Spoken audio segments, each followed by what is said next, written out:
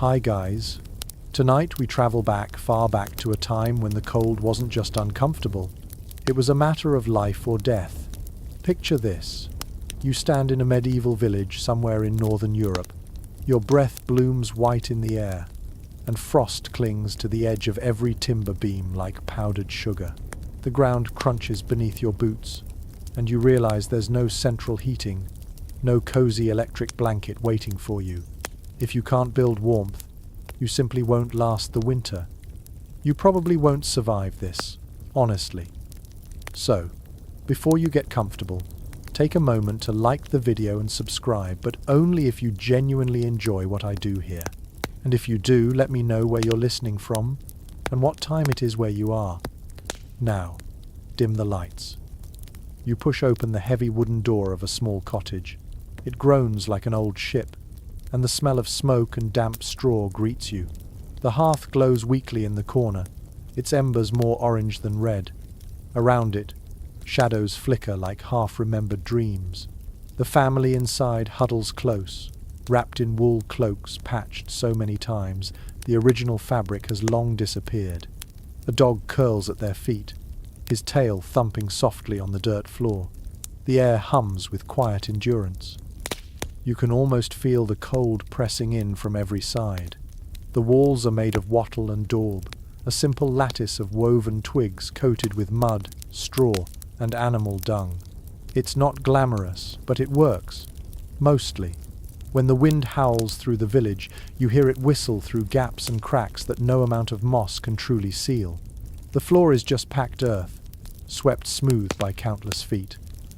Historians still argue whether the average peasant house retained much heat at all. Some claim it was barely warmer inside than out, while others suggest that the combination of low ceilings and constant smoke created a pocket of livable warmth near the hearth. You imagine crouching low, closer to the coals, where the air feels just a bit kinder. You run your hand along the rough beam above the doorway. It's darkened by centuries of soot, the grain smooth from the oils of hands long gone. In a world without insulation or double glazing, people built coziness through proximity, tight spaces, shared warmth, and clever design born of desperation. There's something deeply human about it, a kind of resourcefulness we've nearly forgotten. Outside, the world is a blur of white. Snow drifts against the cottage walls, and every sound seems muffled, as if the landscape itself is holding its breath. A rooster crows somewhere, confused by the eternal grey. You pull your cloak tighter, though it's more symbolic than useful. The wool itches, but that's part of the charm, isn't it? In the village square, smoke rises from a dozen chimneys, twisting upward in delicate ribbons that vanish into the sky. Somewhere, a blacksmith's hammer rings faintly, a dull, slow rhythm that speaks of endurance, not industry. Even the animals seem subdued, their breath steaming in the chill. You notice that many of the cottages share walls or sit close together, shoulder to shoulder, as if huddling for warmth. That wasn't just good neighborliness, it was strategy. Shared walls meant less exposure to the wind, less heat lost to the merciless outdoors. Here's a quirky truth. In some northern settlements, families built half-buried houses, digging into the earth itself to capture the ground's stable temperature. The Vikings, for example, often lived in longhouses whose thick turf roofs insulated like a cozy green blanket. You'd walk into one of those smoky halls and feel the temperature shift immediately, earthy, damp, but survivable. Back in your little cottage, the soundscape is intimate. The fire cracks softly, and someone stirs a pot suspended over the coals. The stew smells faintly of onions, cabbage, and salted pork, a simple recipe but rich with comfort. The baby, wrapped tight in linen, sleeps in a wooden cradle near the warmth. A mother hums quietly, her voice steady as the winter itself. You can almost hear the hiss of snow melting where it meets the outer wall, the creak of the thatch roof settling under weight. The house breathes. It leaks and groans and sighs, but it lives, and so do its people. As night falls, the world narrows. Beyond these walls, wolves might prowl or storms may roll in from the hills. But here, in this fragile sphere of firelight, you're safe. You understand now that coziness in the Middle Ages wasn't about plush comfort, it was about survival layered with small luxuries. A warm stone under your blanket, a mug of ale heated by the fire, the murmur of a familiar voice in the dark. One mainstream historical record, a 13th century English manorial survey, noted that peasants spent almost half their year repairing their own homes, patching roofs, redaubing walls, mending doors. It wasn't neglect. It was maintenance against the cold's relentless siege. Each repair was a small act of defiance. And yet, even among all this hardship, people found beauty. The flicker of candlelight across a polished pewter mug, the way frost caught on window lattices like lace, the soft glow of embers turning to ash. You can imagine laughter rising in that dim room, brief, human, necessary. Scholars debate how these simple homes shaped the medieval mind. Did living so close to nature, so near the edge of survival, make people more resilient or more fatalistic? The answer probably lies somewhere between the two. But what's certain is that these dwellings were more than shelter. They were testaments to adaptation, ingenuity, and a very human craving for warmth. You lean back, feeling the imagined heat of the hearth wash over your face. Your eyes grow heavy as the scene around you softens, the snow still falling, the village still breathing in its slow, smoky rhythm. You can almost drift off here, between fire and frost, between survival and sleep. Tomorrow, you'll step outside and explore how they built these homes from what the land gave them. But for now, just listen to the crackle, the wind, and the heartbeat of the hearth. Morning breaks softly, the kind of pale grey light that never quite becomes daylight in winter. You rise from your straw-stuffed bed, feeling the chill bite immediately at your toes. Every surface seems to exhale cold air. Outside, frost etches delicate feathers along the edges of the small window, and you can almost hear the silence of frozen fields beyond. It is time to think about what your home is made of, because comfort, in the medieval sense, starts with structure. You step outside, the air crisp enough to sting. Around you, the village is a living museum of materials. Timber frames groan with age, wattle panels bulge with uneven daub, and roofs slope low, thick with thatch.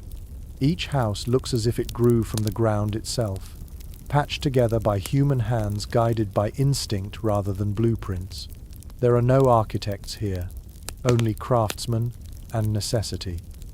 Wood is the skeleton of almost every home. In northern forests, oak was prized for its strength, though it could take a century to grow a single beam. Pine and birch filled the gaps where oak was scarce. Peasants often scavenged driftwood from rivers or reused planks from older structures. You can imagine them felling trees with iron axes, dragging the logs home behind oxen, the sound of the sled scraping over frozen mud. Each timber is hewn by hand, square edges made with adzes and planes. You run your hand over one and feel the story in its grain, the uneven ridges of work done slowly, sometimes in the bitter cold. The beams are joined with wooden pegs rather than nails, because metal is costly. There is a quiet brilliance in that simplicity. Historians still argue whether these early joints were truly weatherproof, or if most homes leaked slightly at every seam. You suspect the latter, but perhaps that leakiness gave them character. Between the timbers lies the wattle, thin branches of hazel or willow woven together in a loose pattern. The daub comes next, a mixture of mud, straw, sand, and something less glamorous, dung. Yes, you heard that right, animal dung. It added fibre and stickiness, holding the mixture together like medieval cement. Once dried, it became surprisingly tough, capable of surviving decades of storms. When you press your palm against the wall, it feels uneven, cool, and slightly crumbly. There's a faint scent that never leaves these walls, something earthy and animal, like a reminder of where you stand in nature's cycle. You might wrinkle your nose, but remember, to the medieval villager, this was the smell of security. A quirky tidbit from some old English records tells us that in especially poor cottages, the Daub mixture sometimes included human hair collected from combs. Nothing went to waste. Next, you tilt your gaze upward to the roof, thatched thick with straw, reed or heather. The thatch is golden, layered so densely that water cannot easily seep through. Birds nest in it sometimes, and occasionally a curious hen might even roost there. But the thatch is more than quaint decoration. It is insulation, a barrier against snow and rain. When well laid, it lasts 20 or 30 years, though the ridges need frequent patching. In summer, it keeps out the heat. In winter, it traps what little warmth there is. Historians debate whether these roofs were as fire-prone as legend claims. Some argue that constant dampness from mist and rain kept them too moist to ignite easily, while others say a stray spark could burn a cottage to the ground in minutes. The truth probably depends on luck, skill, and how close the chimney sat to the thatch. The ground beneath your feet tells another story. Some villagers build directly on packed earth, while others raise their homes on rough stone foundations to keep out dampness. You kneel and touch the soil floor of one house. It is smooth, tamped down by generations of feet. A thin layer of rushes covers it, changed only when the smell becomes unbearable. You might grimace at that, but to them, it was normal. Rushes could be perfumed with herbs like lavender or sweet flag to freshen the air. A fragrance médiéval compromise. You wander further into the village. Some houses are timbered, but others are entirely stone. These are often found in regions where rock is plentiful and wood is scarce. You trace a finger along the rough stones of a wall. The mortar between them is coarse, gritty, mixed with lime and sometimes animal blood to strengthen the bond. It feels ancient, durable, cold.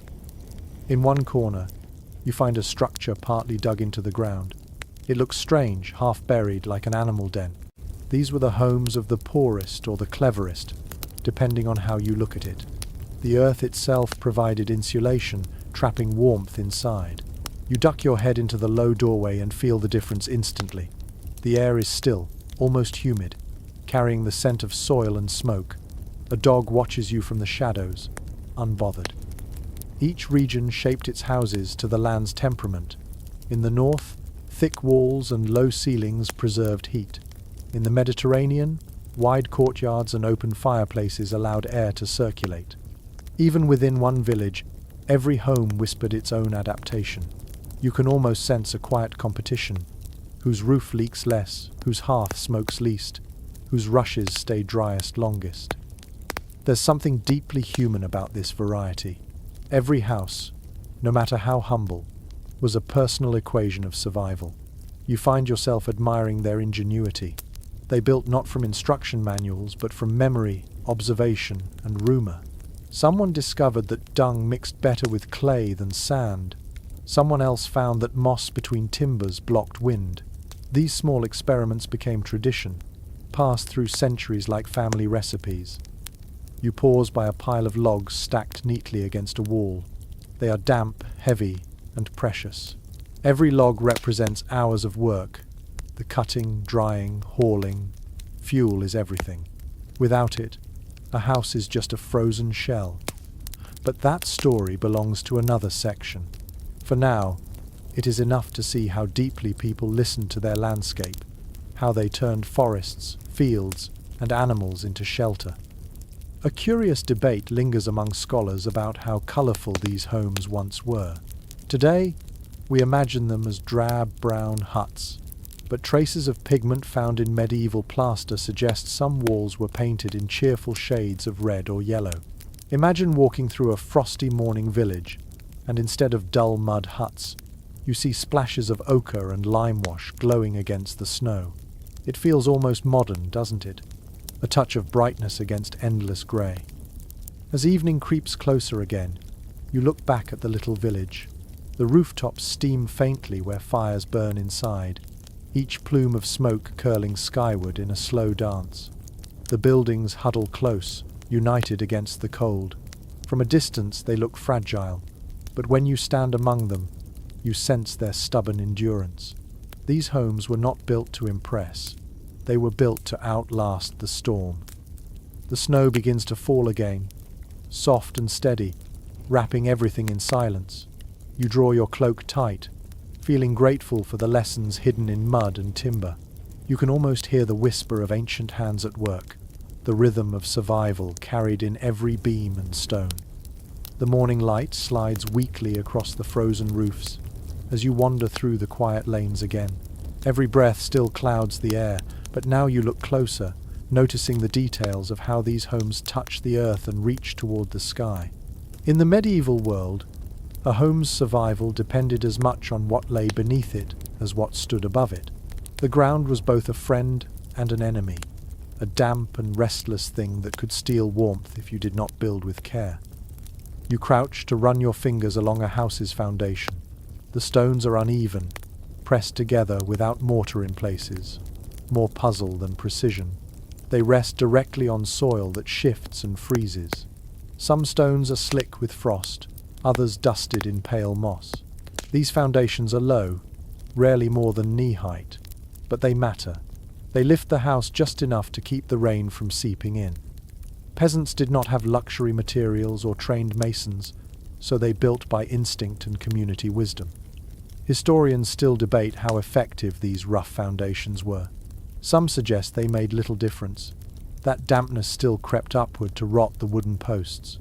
Others believe they worked surprisingly well when combined with sloping floors and thick layers of rushes inside. You can imagine the villagers arguing about it too, one swearing by stone, another trusting the warmth of packed earth. You stand and look at the roof lines. Every roof is a signature of the land. In colder northern regions they pitch sharply to shed snow. In milder places they flatten slightly, allowing a man to climb up and patch the thatch when needed. Some are weighted down with stones or wooden pegs to hold the straw against the winter wind. You hear the soft rustle of a sparrow nesting in one corner, a reminder that even birds seek warmth here. The roof is not just shelter from snow or rain. It is insulation. Layers of thatch can reach 2 feet thick. Beneath it, an inner ceiling of woven twigs or wooden planks traps rising smoke and keeps the warmth close. You look up inside one cottage and see that the rafters are black with soot, the wood polished by smoke and time. There is no chimney, only a small hole in the roof or a louver that can be opened when the smoke becomes unbearable. The air inside feels heavy and warm, like breathing through wool. A quirky detail often surprises modern visitors. Medieval ceilings were rarely flat. They sloped, dipped, and bowed with the weight of time. Builders had no measuring tools to ensure perfect symmetry. Yet somehow, those warped beams gave homes a strange beauty, a sense of softness that straight lines could never offer. When you lie down at night and look upward, the uneven wood seems almost alive, bending protectively over you. The floor beneath your feet tells its own tale. Most villages had dirt floors, but the more fortunate might lay planks of oak or elm. Wood kept you slightly drier, though gaps allowed cold drafts to sneak through. To soften it, people spread rushes, straw, or even herbs. Records mention rush floors scented with mint, marjoram, or lavender. The scent must have mingled with smoke and stew, creating an earthy perfume that spoke of life and labor. You bend and pick up a piece of rush. It feels brittle, whispering as it breaks. In grander houses or castles, the floors might be of stone. That sounds impressive until you stand barefoot on one. The chill cuts through you like a knife. Wealth bought space and status, not necessarily warmth. The trick was in layering thick rugs, animal skins, wooden platforms raised above the cold slabs. You might envy the nobility's stone halls, but on a night like this, the peasant's smoky hut feels far more human. Outside, you notice how houses lean slightly inward, their walls bowing from centuries of freeze and thaw. Some are propped with rough beams, others patched with fresh daub that has not yet dried. The village is a living organism, forever being repaired. When storms rip off part of a roof, everyone helps rethatch it. When frost cracks a wall, neighbors bring buckets of mud to mend it. Building is not a single event here. It is a rhythm, a seasonal act of community. You pause near a house that looks newer, its wood pale and raw. The builder used a clever trick called cruck framing. Two curved timbers joined at the top to form an arch, like the ribs of a whale. These frames supported the roof and distributed weight evenly, even on soft ground. Historians still discuss whether this technique first appeared in England or France, but it spread widely, admired for its grace and strength. You tilt your head, following the line of the beams, and realize that this shape would echo in architecture for centuries. Beneath the surface, the ground plays more roles than one might think. In some cold regions, people dug cellars directly under the floor, storing root vegetables and salted meat where frost could not reach. The air down there smells of soil and salt, of quiet endurance. You picture someone descending with a candle, wrapped in wool, the flame trembling as cold breath rises from below. The house is not just a shelter, but a layered machine of survival, balancing warmth above and preservation below. A curious tidbit from Scandinavian folklore says that people sometimes buried charms or small animal bones under the foundation to protect the home from spirits of frost. Whether superstition or comfort, it shows how deeply the earth figured into medieval imagination. The line between structure and spirit blurred easily in a world that still whispered with unseen forces. As afternoon fades, you step away from the village, climbing a small rise. From here, the pattern of homes becomes clear. They seem almost to huddle together, backs turned to the prevailing wind, doorways facing east toward the morning light. The landscape dictates the plan. The placement of each house is not random but intuitive, born of generations, watching how snow drifts, how sunlight falls, how water drains after a thaw. You can feel that knowledge under your feet. Historians often argue about whether medieval builders thought consciously about thermal design. Some say they built only by habit. Others claim there was a quiet science to their craft, an understanding passed from father to son. You suspect both are true. Necessity teaches faster than theory. As the light fades, you return to one cottage. Inside, the hearth glows again. The smoke curls lazily through the rafters, tracing the lines of the roof like incense. You settle on a wooden stool, feeling the floor's slight slope under your feet, the walls pulsing faintly with warmth. Everything about this place feels handmade, imperfect, alive. The timbers creak as if stretching against the frost, and you imagine the house itself breathing beside you, a companion through the long, cold night. In that moment, you understand the genius of these humble structures. They were never meant to be permanent monuments, but living things that aged alongside their makers. Wood warped, daub cracked, roofs sagged, yet the homes endured. Each winter tested them, each spring renewed them. The fire pops softly, and outside, snow begins again, falling without sound. You rest your hand on the rough wall and close your eyes. You can almost feel the memory of all who built here, the echo of hammers, the rhythm of survival beneath your fingertips. Evening arrives early in the medieval world, and with it comes the soft glow of firelight spilling from open doorways. You push one of those doors gently and step inside. The air greets you with the thick perfume of wood smoke, half-burned oak, and something faintly metallic. This is the beating heart of every home, the hearth, the one invention that turned frost into comfort. Without it, there was no family life, no cooking, no survival. The hearth dominates the center of the single room. Stones blackened by years of flame surround a shallow pit filled with embers. Sparks leap upward lazily, painting the ceiling in ghostly streaks of orange light. A few children sit nearby, hands outstretched, faces glowing red from the warmth. Their mother stirs a pot hung from an iron hook, and the sound of the spoon against the rim seems louder than the wind outside. According to surviving records from the period, fire was both blessing and burden. It heated, cooked, and even protected against pests, but it also filled the air with choking smoke. With no chimneys in most peasant homes, the fumes collected under the rafters, staining everything dark. People learned to live with it, eyes watering, lungs adjusting, sometimes even sleeping half upright to breathe easier. One curious custom mentioned in local folklore says that families would open the roof louver only during daylight, believing that spirits might sneak in with the night air. So the evening smoke thickened, clinging to every surface, but the people felt safer wrapped in its haze. You sit near the fire and listen. The crackle is hypnotic, rhythmic, as if the flames themselves are whispering stories. Occasionally, a log collapses and sends a shower of sparks dancing upward. Someone coughs softly. The air is alive with tiny sounds. The hiss of sap, the creak of settling wood, the faint murmur of a lullaby. Medieval hearths were far more than sources of heat. They were altars of daily life. Children were baptized beside them, bread was blessed over them, and the sick were laid near them to recover. People whispered prayers to household saints or to street Brigid, guardian of the flame.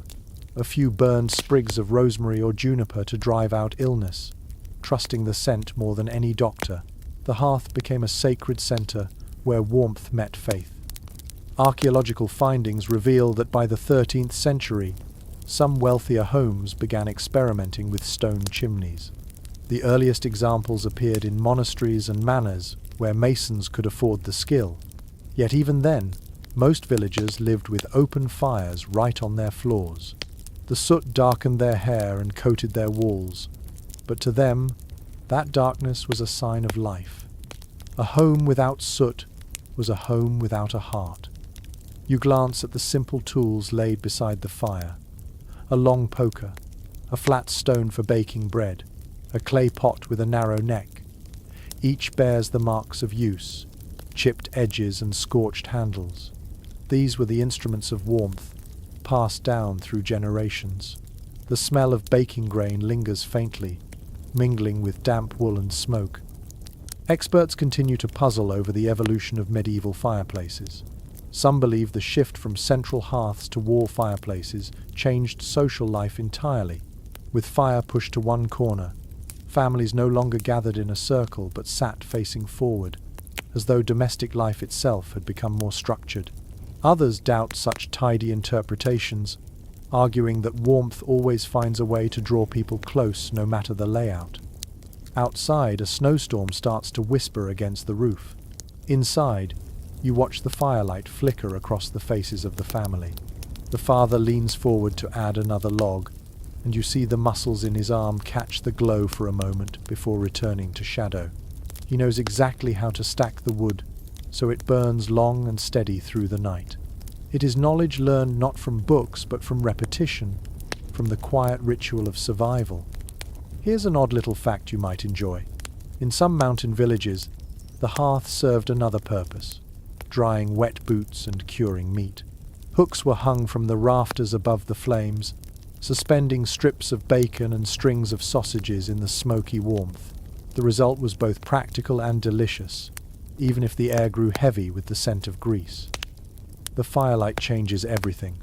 Walls that looked drab by day now shimmer softly. The shadows pulse like breath. You feel time slowing down, as though the night itself stretches to watch the flames. Someone tells a story, voice low and rhythmic, and you realize this is how tales traveled before ink or parchment. History passed from one hearth to another, carried on the smoke. Many researchers continue to question whether early hearths were truly efficient. Experiments with reconstructed medieval houses suggest that much of the heat escaped straight through the roof. Yet the warmth that mattered most was not measured in degrees, but in closeness. Imagine a dozen bodies, human and animal, gathered around one flame, breathing together, sharing warmth until the air itself feels alive. As hours pass, the fire settles into embers. The mother uses a metal pan filled with coals to warm the bedding. The children giggle as she slides it under the blankets. The glow under the cloth looks like a secret sunrise. Soon they will rake ashes over the remaining coals to preserve them until morning. Matches do not exist. Every spark must be kept alive. To lose the fire is to start again from nothing. You sit a while longer, feeling the steady pulse of heat against your skin. The smell of smoke clings to your hair and clothes. The crackling fades into a slow hiss, like the sigh of an old friend. There is something ancient in this act, something that connects every age. The hearth is both technology and tenderness, invention and instinct. It is a fire you can still see reflected in modern candles, in stoves, in the soft hum of radiators on winter nights. Outside, the wind sharpens, but in here, the night is kind. The embers pulse red, steady as a heartbeat, and you know that as long as this glow endures, so will the people who built it.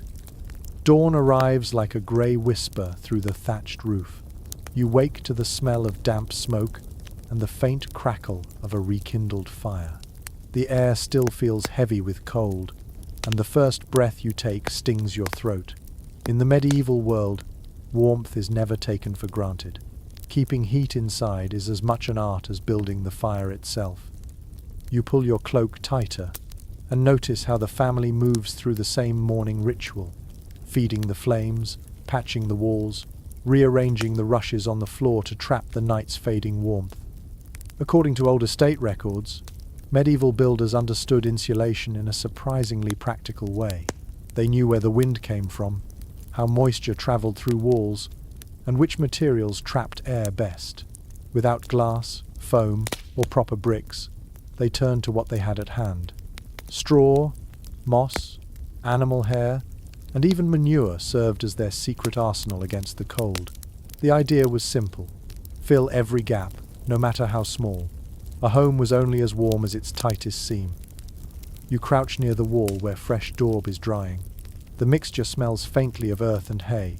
Someone has pressed bits of moss between the timber beams, green and soft like felt. When it hardens, the moss will seal the drafts that hiss through the cracks at night. A woman beside you hums softly as she works, her hands coated in mud. She does not think of it as insulation or construction. To her, it is a daily act of care. Archaeological findings reveal that some peasants layered their walls with woven mats of reeds before applying mud plaster, a primitive but clever technique that trapped air pockets inside. Others spread layers of dried manure on the outside, then covered it with fresh straw to disguise the smell.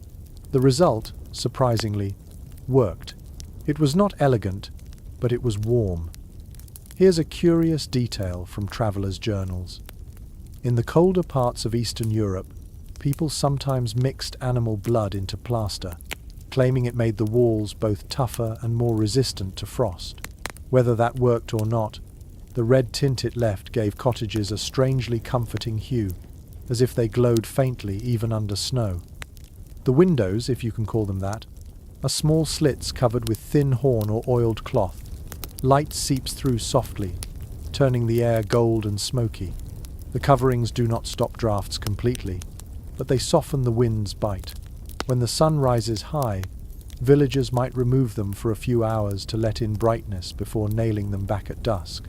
You trace your fingers along the frame and feel the rough fibers of linen stiff with oil. Experts remain divided on how effective these methods truly were. Some believe medieval homes lost heat faster than they gained it, that the fires merely slowed the inevitable chill. Others argue that the thick air inside, rich with smoke and human breath, created a microclimate that made the space surprisingly bearable. Whatever the truth, the people endured. They adapted not through technology, but through rhythm, habit, and persistence. You notice how every object in the room seems designed to hold warmth. Woolen curtains hang across doorways instead of wooden doors. Furs and old cloaks drape over sleeping benches. Even the ceiling beams are low, trapping heat closer to the ground. When the family gathers near the fire, their bodies form part of the insulation. The warmth does not belong to one person, but to all of them together. A delightful oddity preserved in some manor accounts describes how peasants stuffed goose feathers into small sacks and used them as rudimentary insulation around window gaps. The result was messy but surprisingly effective, though it probably made for many sneezing fits. Goose down was too precious to waste on luxury alone. It became a shield against the wind. You lean closer to the floor and lift a handful of rushes. They are freshly laid, still fragrant with herbs. Beneath them lies a layer of old straw, pressed flat over months of use. The smell is a mixture of soil, hay, and the faint sweetness of lavender. Every few weeks the family replaces the top layer, shaking out the dirt and scattering new herbs. The rushes absorb moisture and soften the tread of cold feet. More than that, they create a barrier, however thin, between human life and frozen ground. Some researchers suggest that this layering of materials was a form of early thermal engineering. The same principle exists in modern insulation. Trapped air prevents heat from escaping. It is a quiet reminder that even without science, experience can build wisdom. People learned from touch and observation. They knew which walls stayed warm longest, which roofs dripped least, which moss smelled cleanest when burned. As the day wears on, you step outside into the pale light. The wind cuts hard across the village, but inside the cottages, smoke rises steadily from every hole in every roof. From above, it must look like a forest of breathing chimneys. The walls shimmer faintly with moisture that will soon freeze. You run your palm along one and feel a surprising warmth beneath the surface. Inside, the fire does its work, pushing back against the ice inch by inch. A small boy runs past carrying an armful of straw, his breath puffing like a tiny engine. He disappears behind a house where his mother is stuffing straw into the thatch's thin patches. It is a ritual repeated through centuries. The battle of warmth against wind. The roof sags a little, but the straw holds.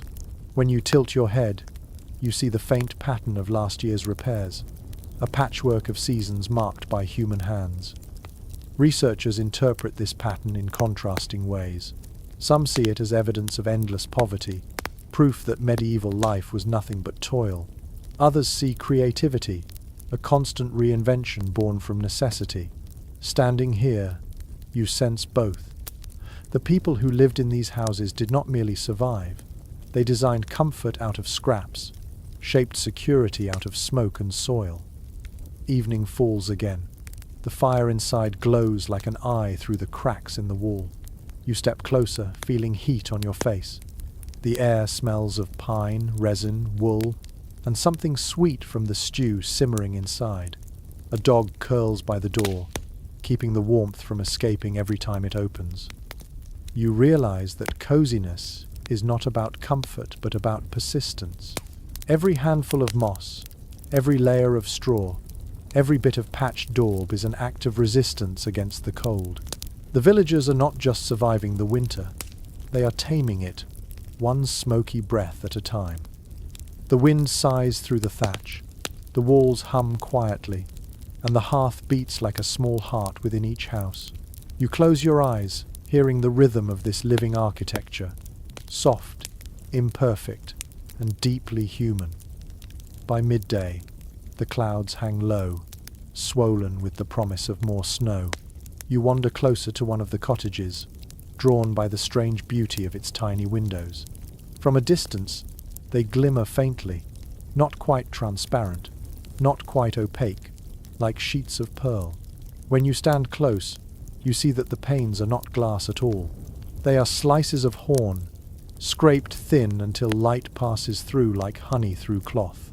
The glow they cast inside is soft and golden, almost like candlelight. Archaeological evidence from manor sites and urban dwellings shows that true glass windows were a luxury reserved for the wealthy well into the late Middle Ages. Even then, glass was small, brittle, and wildly expensive.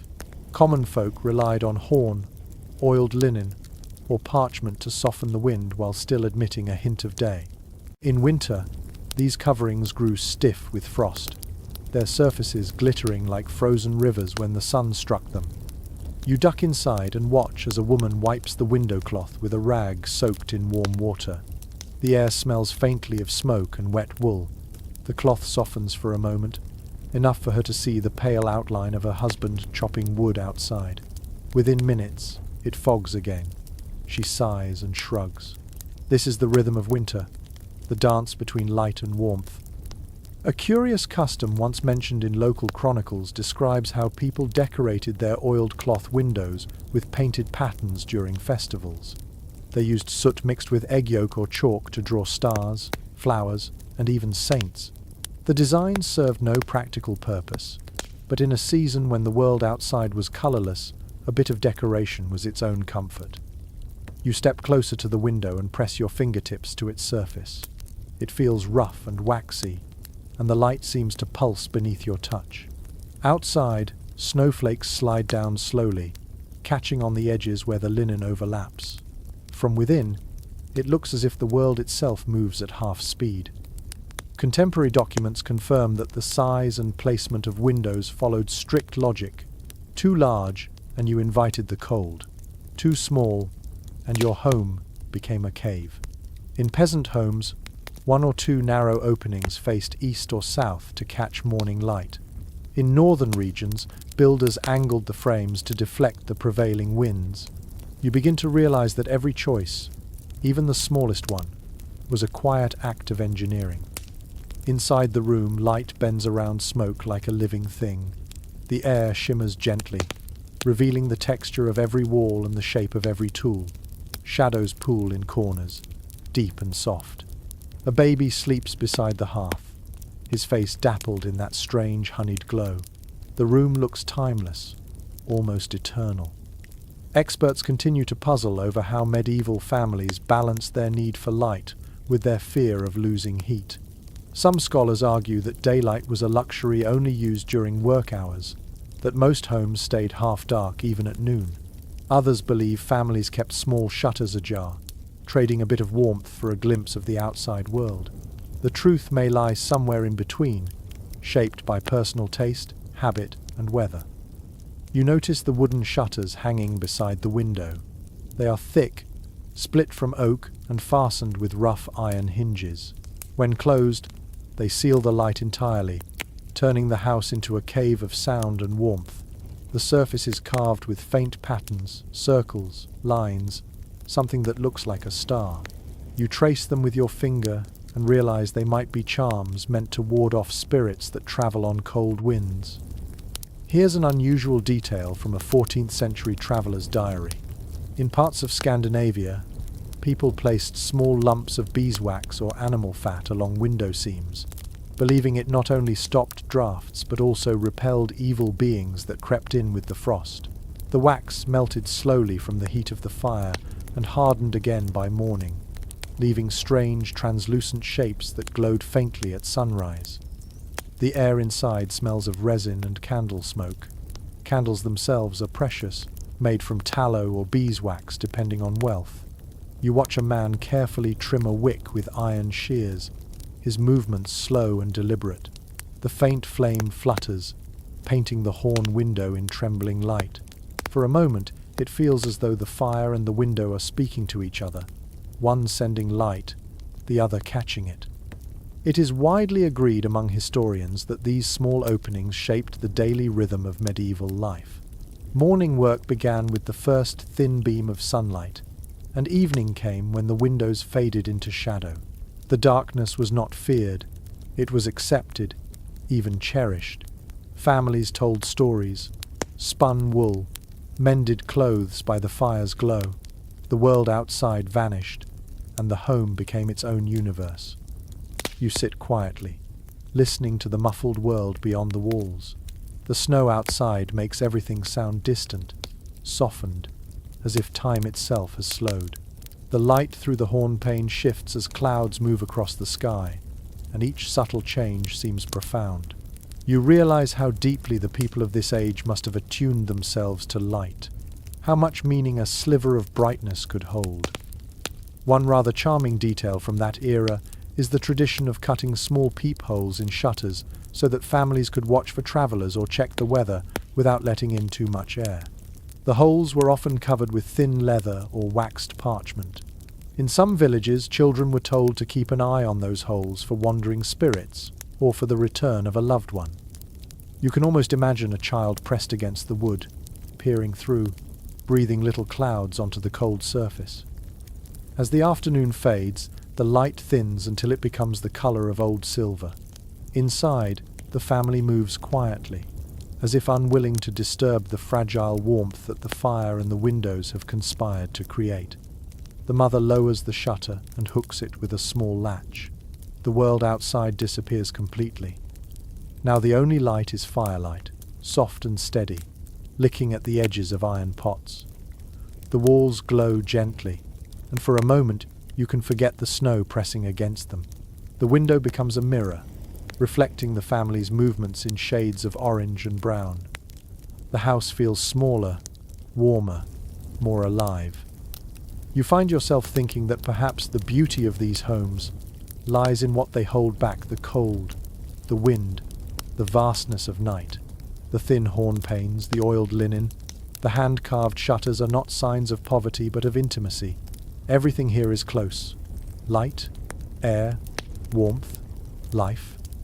The snow falls harder outside, tapping softly against the shutter. The room breathes in rhythm with the storm, quiet but unyielding. You watch the light fade and listen as another log catches fire, sending a flicker through the dark. It feels, somehow, perfect. The night grows deeper, and the fire burns low. You stretch your legs and glance around the dim cottage, now quiet except for the faint rustle of straw. Sleep is a precious thing in winter, and everyone prepares for it carefully. The air smells of wood, smoke, wool, and human closeness. As the last light fades, you begin to understand that in the medieval world, the bed was not just a place to rest, but a fortress against the cold. According to records from medieval households, even the poorest families built some form of raised bedding to escape the chill of the earthen floor. Sometimes it was a simple wooden frame filled with straw, hay, or dry leaves. The wealthier might stuff theirs with wool or feathers if they could afford them. You kneel beside one such bed and run your fingers through the straw ticking. It feels coarse but clean, giving off a faint, grassy scent that reminds you of summer fields long gone. The bed sits close to the hearth, almost within reach of the glowing embers. Two heavy blankets lie folded at the foot, one woven from wool, the other from rough linen patched many times over. The weight of them is comforting, like being wrapped in memory. On winter nights, people layered everything they owned, from old cloaks to animal hides, until they formed a cocoon of warmth. One unusual practice noted by travelers was the habit of sleeping several to a bed. Parents, children, and sometimes grandparents shared a single space, pressing close for body heat. Even livestock might be brought into the same room, separated only by a low partition. The sound of a cow's slow breathing or a sheep's soft shuffle became part of the night's rhythm.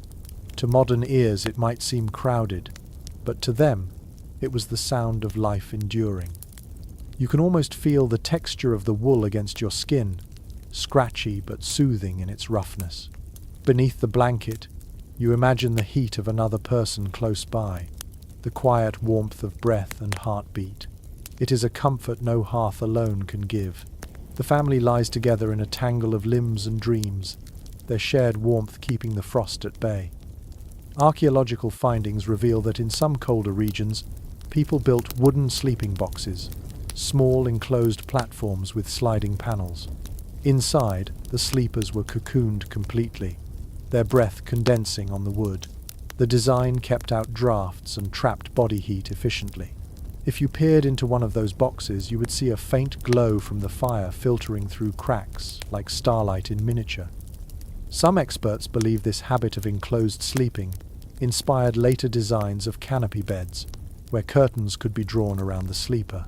The concept of privacy was rare, but the desire for warmth was universal. Draw the curtains, and the world outside ceases to exist. Inside, the air grows still and warm, scented with smoke and linen. A curious custom from northern Europe describes families placing warmed stones or baked bricks beneath their bedding before sleep. Wrapped in cloth, they served as primitive hot water bottles. Another tradition speaks of dogs trained to curl at their owner's feet, literal foot warmers with wagging tails. You imagine those moments, the sigh of relief as someone slides under the covers, the muffled thump of a tail, the crackle of fire just beyond hearing. Academic debate lingers over how many hours people actually slept during winter. Some historians think they followed the natural rhythm of darkness, sleeping in two phases separated by a quiet waking period around midnight. During that interlude, they prayed, tended fires, or whispered stories before drifting back to dreams. The idea of a single long sleep, so natural to us, might have been alien to them. You picture the house at midnight. The fire glows faintly, sending slow shadows across the beams. The air feels heavy but warm. A few quiet snores rise from the bed, mingled with the gentle breathing of animals. Every sound seems amplified. The pop of an ember, the shifting of straw, the wind brushing against the thatch. In that stillness, the cottage feels like its own small universe, sealed against the night. A bit of forgotten trivia hides here. In some places, people sprinkled dried mint or wormwood between bed layers to repel fleas and lice. The scent must have been sharp and clean, a rare luxury when bathing was infrequent. The herbs gave a touch of freshness to an otherwise smoky world, and perhaps even a small sense of dignity amid hardship. If you lift your gaze toward the ceiling, you can see faint drips of condensation glistening in the firelight. The moisture from many bodies and the hearth's heat meet the cold that presses from above, forming tiny beads of water that fall now and then with a soft patter. It is a rhythm you might grow used to after a while, like rain on canvas. Many researchers suggest that sleeping in groups was not just practical but deeply emotional. In a life where days were short and work was endless, the warmth of family at night offered more than heat. It was a reminder of belonging, of shared existence in a world that often felt indifferent. In that sense, every bed was a hearth of its own. The air cools slightly as the fire sinks lower. The father rises, adds a log, and checks the door latch. His movements are slow and silent, performed countless times before. He pauses to listen, ensuring that all are safe. The glow reflects in his tired eyes as he settles back down. The dog shifts closer to the warmth, sighing deeply.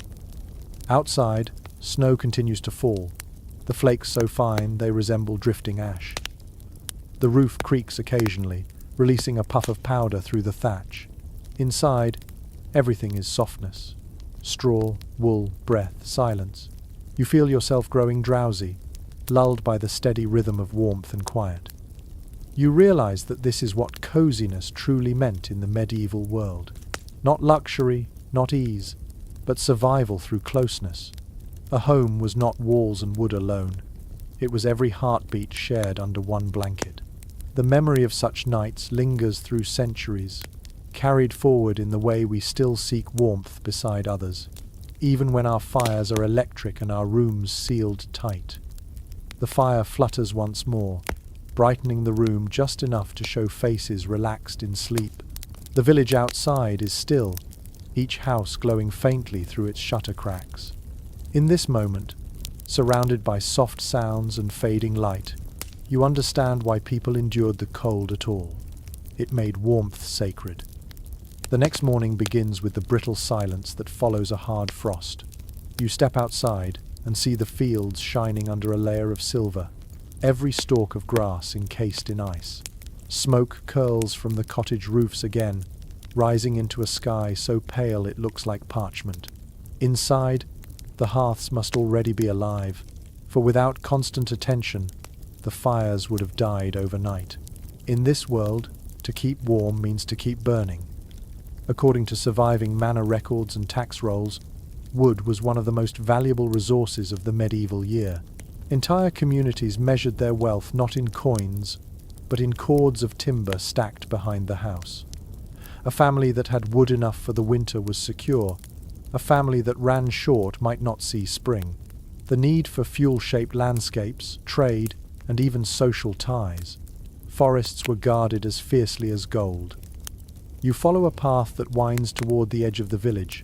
There, you find a man cutting fallen branches with a slow, steady rhythm. His axe bites deep into the wood, the sound sharp against the still air. Each swing releases the clean scent of sap, a promise of warmth months away. His hands are red from the cold, his breath steady, visible. He pauses only to rub his palms together before resuming. The pile beside him grows inch by inch. Archaeological studies reveal that medieval people burned a wide range of fuels, adjusting to whatever the land offered. In forested regions, oak, ash, and beech were prized for their slow, hot burn. In open plains, people relied on peat, a dense brown turf cut from marshes and dried in the sunday. The smell of peat smoke was thick and earthy, clinging to clothes for days. In some coastal towns, even seaweed was dried and burned, its sharp scent mingling with salt and brine. One rather curious fact comes from 13th century English households. Servants were sometimes sent to collect the small branches that fell naturally from trees after storms, called windfall wood. It belonged to the lord by law, but peasants often gathered it secretly at night, muffling their footsteps with rags to avoid detection. To be caught with an armful of sticks could mean fines or worse. Warmth had its risks. Experts interpret this obsession with fuel as more than necessity. It was a rhythm that bound the seasons together. In spring, families cut and stacked logs to dry through summer. In autumn, they rechecked their stores, re-splitting what was too thick, patching roofs over the wood piles. Winter was the test, the reckoning. Every log burned brought them one day closer to spring. A curious tale from Icelandic sagas tells of families who counted their wealth not in livestock, but in fire days, the number of days they could afford to keep a fire burning. A single log might be cut into thin slivers to stretch that count. Fires were banked carefully each night, covered in ash to smoulder until dawn. The art of tending the fire was as vital as the fire itself. You walk further and find a group of villagers digging into a low hillside. The soil turns darker and wetter until they strike peat. They work in silence, slicing blocks with long spades and laying them out in neat rows to dry. The smell is pungent, damp, ancient. One of them grins at you, his face streaked with mud. When the wind blows, the peat will dry into hard, crumbly bricks that can burn for hours. This, too, is the scent of survival. Researchers remain uncertain how families rationed their firewood. Some argue that every flame was calculated, that cooking and heating followed strict patterns of conservation. Others think that, when possible, people burned generously, turning their homes into glowing refuges in the long dark. You can imagine both. There are nights, surely, when one extra log feels worth more than a coin. A delightful oddity recorded in French manorial documents mentions that some households mixed dried dung with straw to form fuel cakes. They burned slowly and gave off a surprisingly steady heat. The smell must have been unpleasant, but necessity dulls the senses. For the poorest, warmth mattered more than fragrance. Back in the village, you notice how the hearth smoke rises lazily into the cold. The entire settlement smells of wood, peat, and slow-burning embers. Children carry small bundles of sticks in their arms, proud of their contribution. The older ones tend to the charcoal pit outside the fields. You approach it carefully, a mound of earth and ash that breathes faintly, exhaling grey wisps into the air. Charcoal burns hotter and cleaner than raw wood, but it requires constant watchfulness. Too much air, and the pile flares to ruin. Too little, and it smothers. According to evidence found in medieval charters, charcoal burners lived semi-nomadic lives, moving through forests and sleeping beside their slow fires. They were both respected and feared, for their trade held an element of mystery. The glowing pits at night looked like breathing creatures in the dark, alive but silent. Stories spread that the burners spoke with fire spirits who guided their hands. Whether true or not, their skill kept towns alive through winter. The man with the axe finishes his work and gathers the split logs into a rough bundle. His breath steams as he hefts it over one shoulder. You follow him back through the village. Everywhere, you see wood stacked carefully along walls, arranged by size and dryness. The ends of each log are marked with frost, the grain visible like lines of age on a face. Each piece holds the memory of its tree, its strength now devoted to human warmth. Some researchers believe that this intimacy with fuel shaped the medieval sense of time. Fire taught patience. Wood gathered in summer did not serve until winter. Peat cut in autumn burned best a year later. Every act of warmth was delayed reward. There was wisdom in waiting, in tending, in respecting the slowness of nature's gifts. As evening descends again, you watch the villagers light their fires. One by one, the cottages begin to glow, small orange dots in the vast grey landscape. From above, the scene must look like a constellation made of hearths. The air fills with a faint hum, a chorus of crackles and sighs. Inside each house, life continues. Bread baking, laughter rising, warmth blooming against the cold. You linger outside one doorway, feeling the heat escaping faintly through the wood. It smells of pine and peat, a sweetness touched with smoke. You close your eyes and breathe it in. This, you realize, is the scent of comfort earned, of labor transformed into light. Tomorrow, the woodcutter will return to the forest. The charcoal burner will tend his mound. The peat diggers will check their drying stacks. The rhythm never ends, because winter never truly leaves. It only retreats long enough to let the next harvest of warmth begin. The smell of smoke and cooking draws you back toward the heart of the village. It is late afternoon now, and from every chimney drifts the scent of something rich and heavy. In a world where food is both fuel and comfort, the act of cooking becomes a kind of quiet ritual. You step through a doorway and feel warmth roll over you in waves. The fire has been fed, the pot is simmering, and the air carries the slow heartbeat of survival. According to medieval household accounts, most meals during winter were made in a single pot that hung from a chain above the fire. This was the cauldron, the steady companion of every family. Into it went whatever was available: barley, cabbage, leeks, beans, bits of salted meat or dried peas. The longer it cooked, the thicker it became, until it was no longer soup but a kind of living stew. The same pot might be kept going for days, replenished as ingredients ran low. Some chroniclers even joked that a village stew could be older than the children eating it. You crouch beside the hearth and listen to the gentle bubbling. The smell is dense, smoky, and faintly sweet. Each pop of a bubble sounds like a sigh. The cook, a middle-aged woman with hands roughened by work, lifts the lid and stirs with a wooden spoon that has seen 1,000 fires. She tastes, adds a pinch of salt from a pouch tied to her belt, and smiles slightly. There is comfort in repetition. Archaeological studies of soot patterns on hearthstones reveal that cooking fires burned almost constantly through the colder months.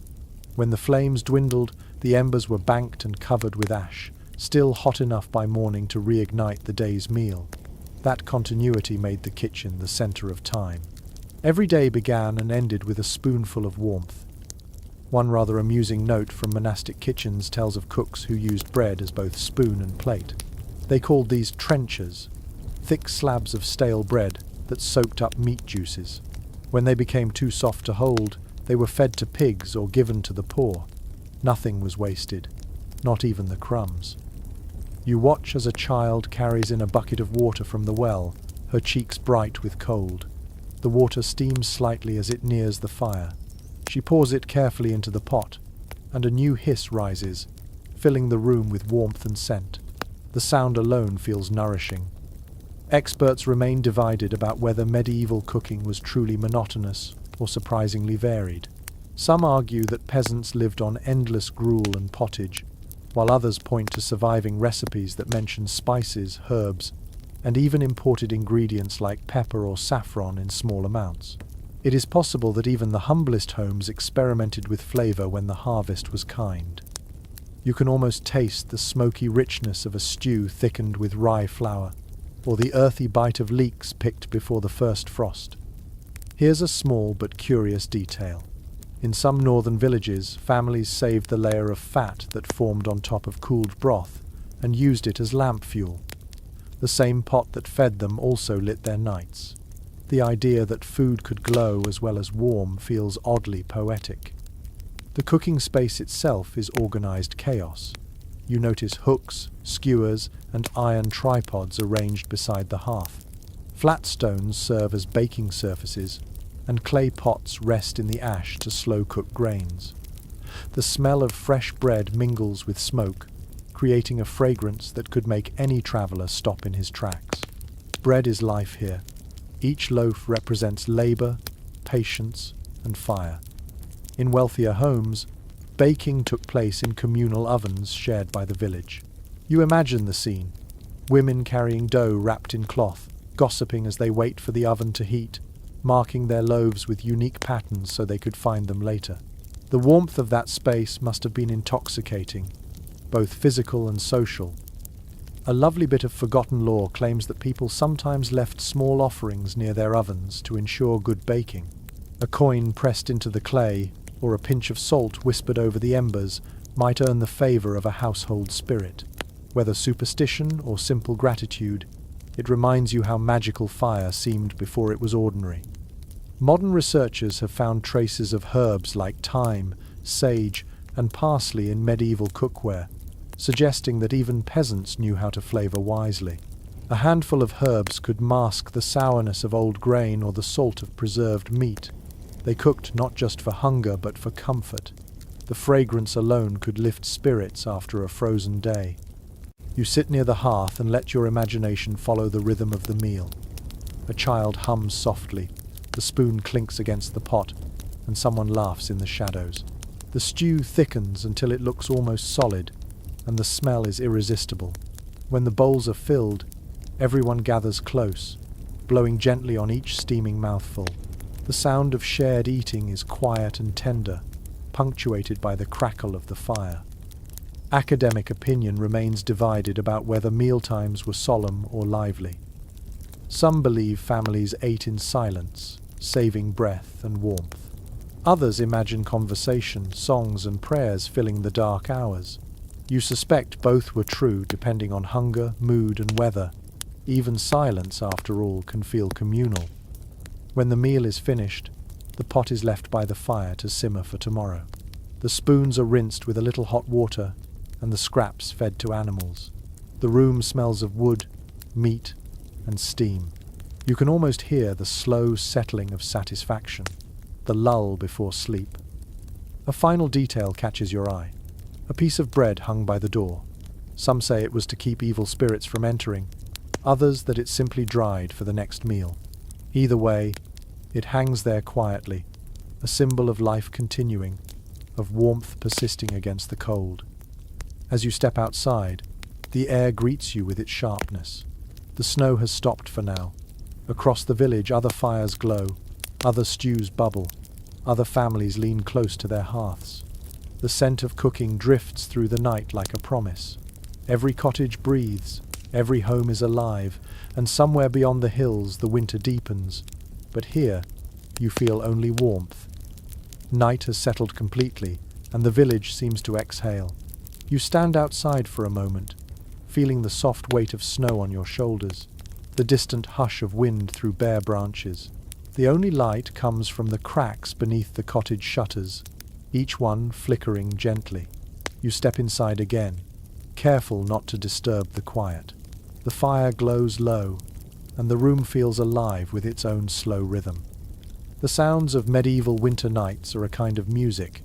You hear the occasional pop from the hearth, the soft movement of straw underfoot, and the faint hum of someone's breath. The darkness outside presses close, but inside, everything is safe, warm, and contained. This, you realize, is when imagination awakens. The night belongs to stories. According to collections of medieval folk tales, people told stories beside the fire to fill the long hours after dusk. They spoke of saints and spirits, of kings and farmers, of miracles and monsters.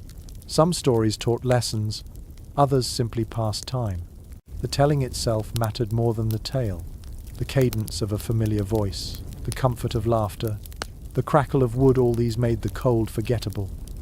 You sit near the hearth and let your eyes adjust. The flames throw shadows across the walls, long and fluid. The shapes move like living things. A kettle hums softly over the embers, and the steam curls upward in thin spirals. You can smell iron, smoke, and something faintly sweet, perhaps honey warming near the fire. One fascinating discovery from excavated cottages is the number of charred animal bones found around hearths. They suggest that fires doubled as disposal pits, places where daily life and ritual mingled.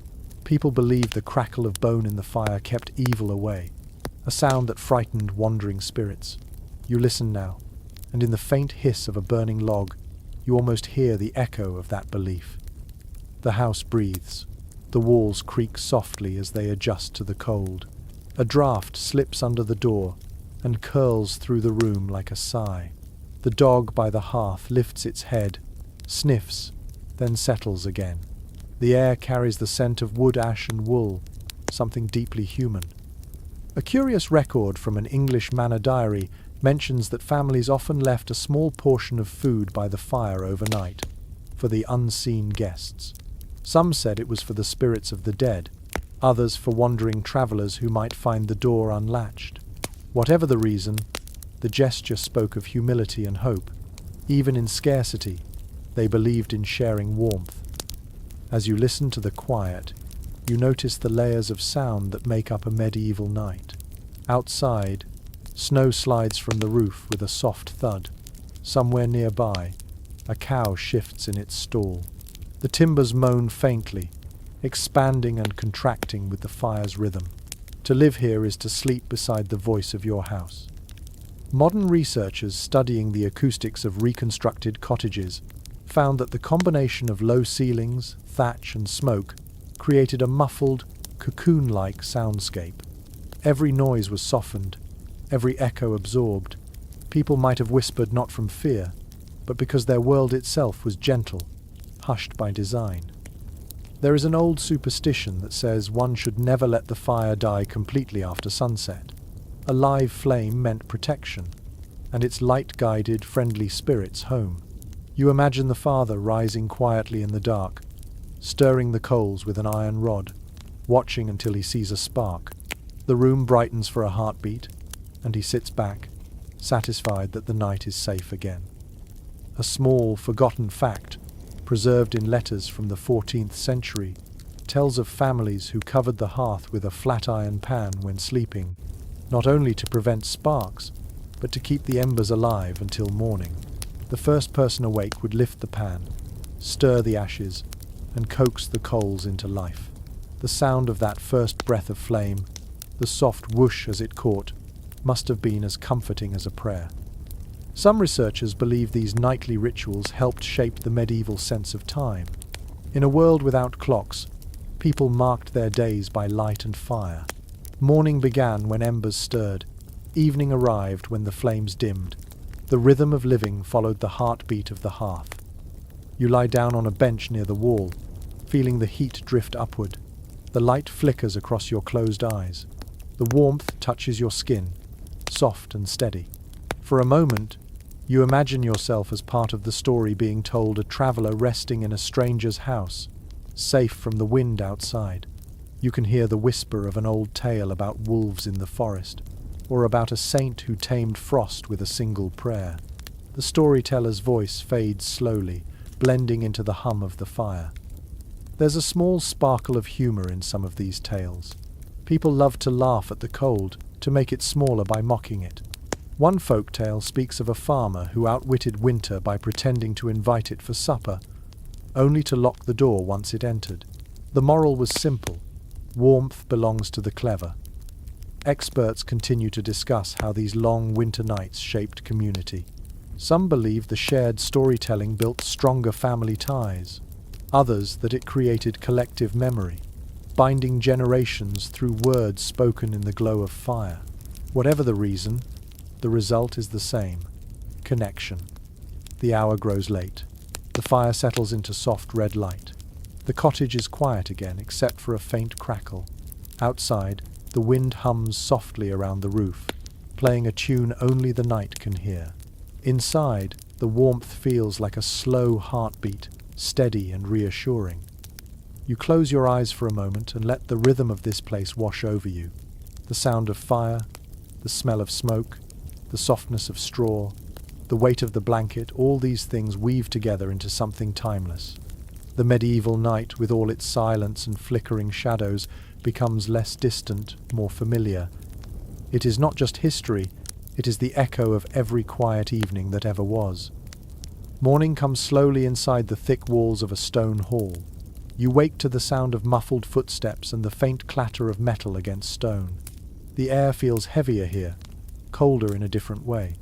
This is not a peasant's cottage, but the home of the powerful, a manor or castle, built as much for defense as for comfort.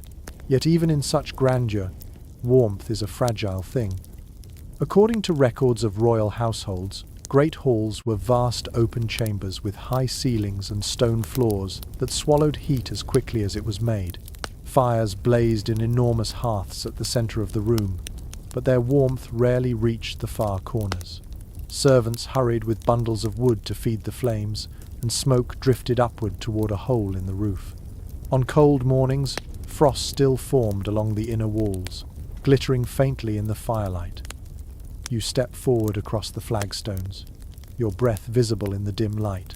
The fire roars, and sparks leap toward the beams high above. Around it, life begins.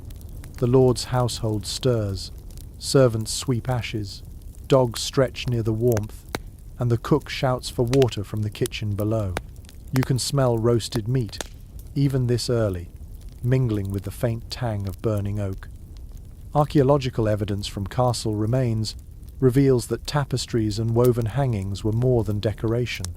They trapped air and softened draughts that slipped through cracks in the masonry. The richer the lord, the thicker the fabric. Some were lined with wool or fur, turning the cold stone walls into something almost gentle.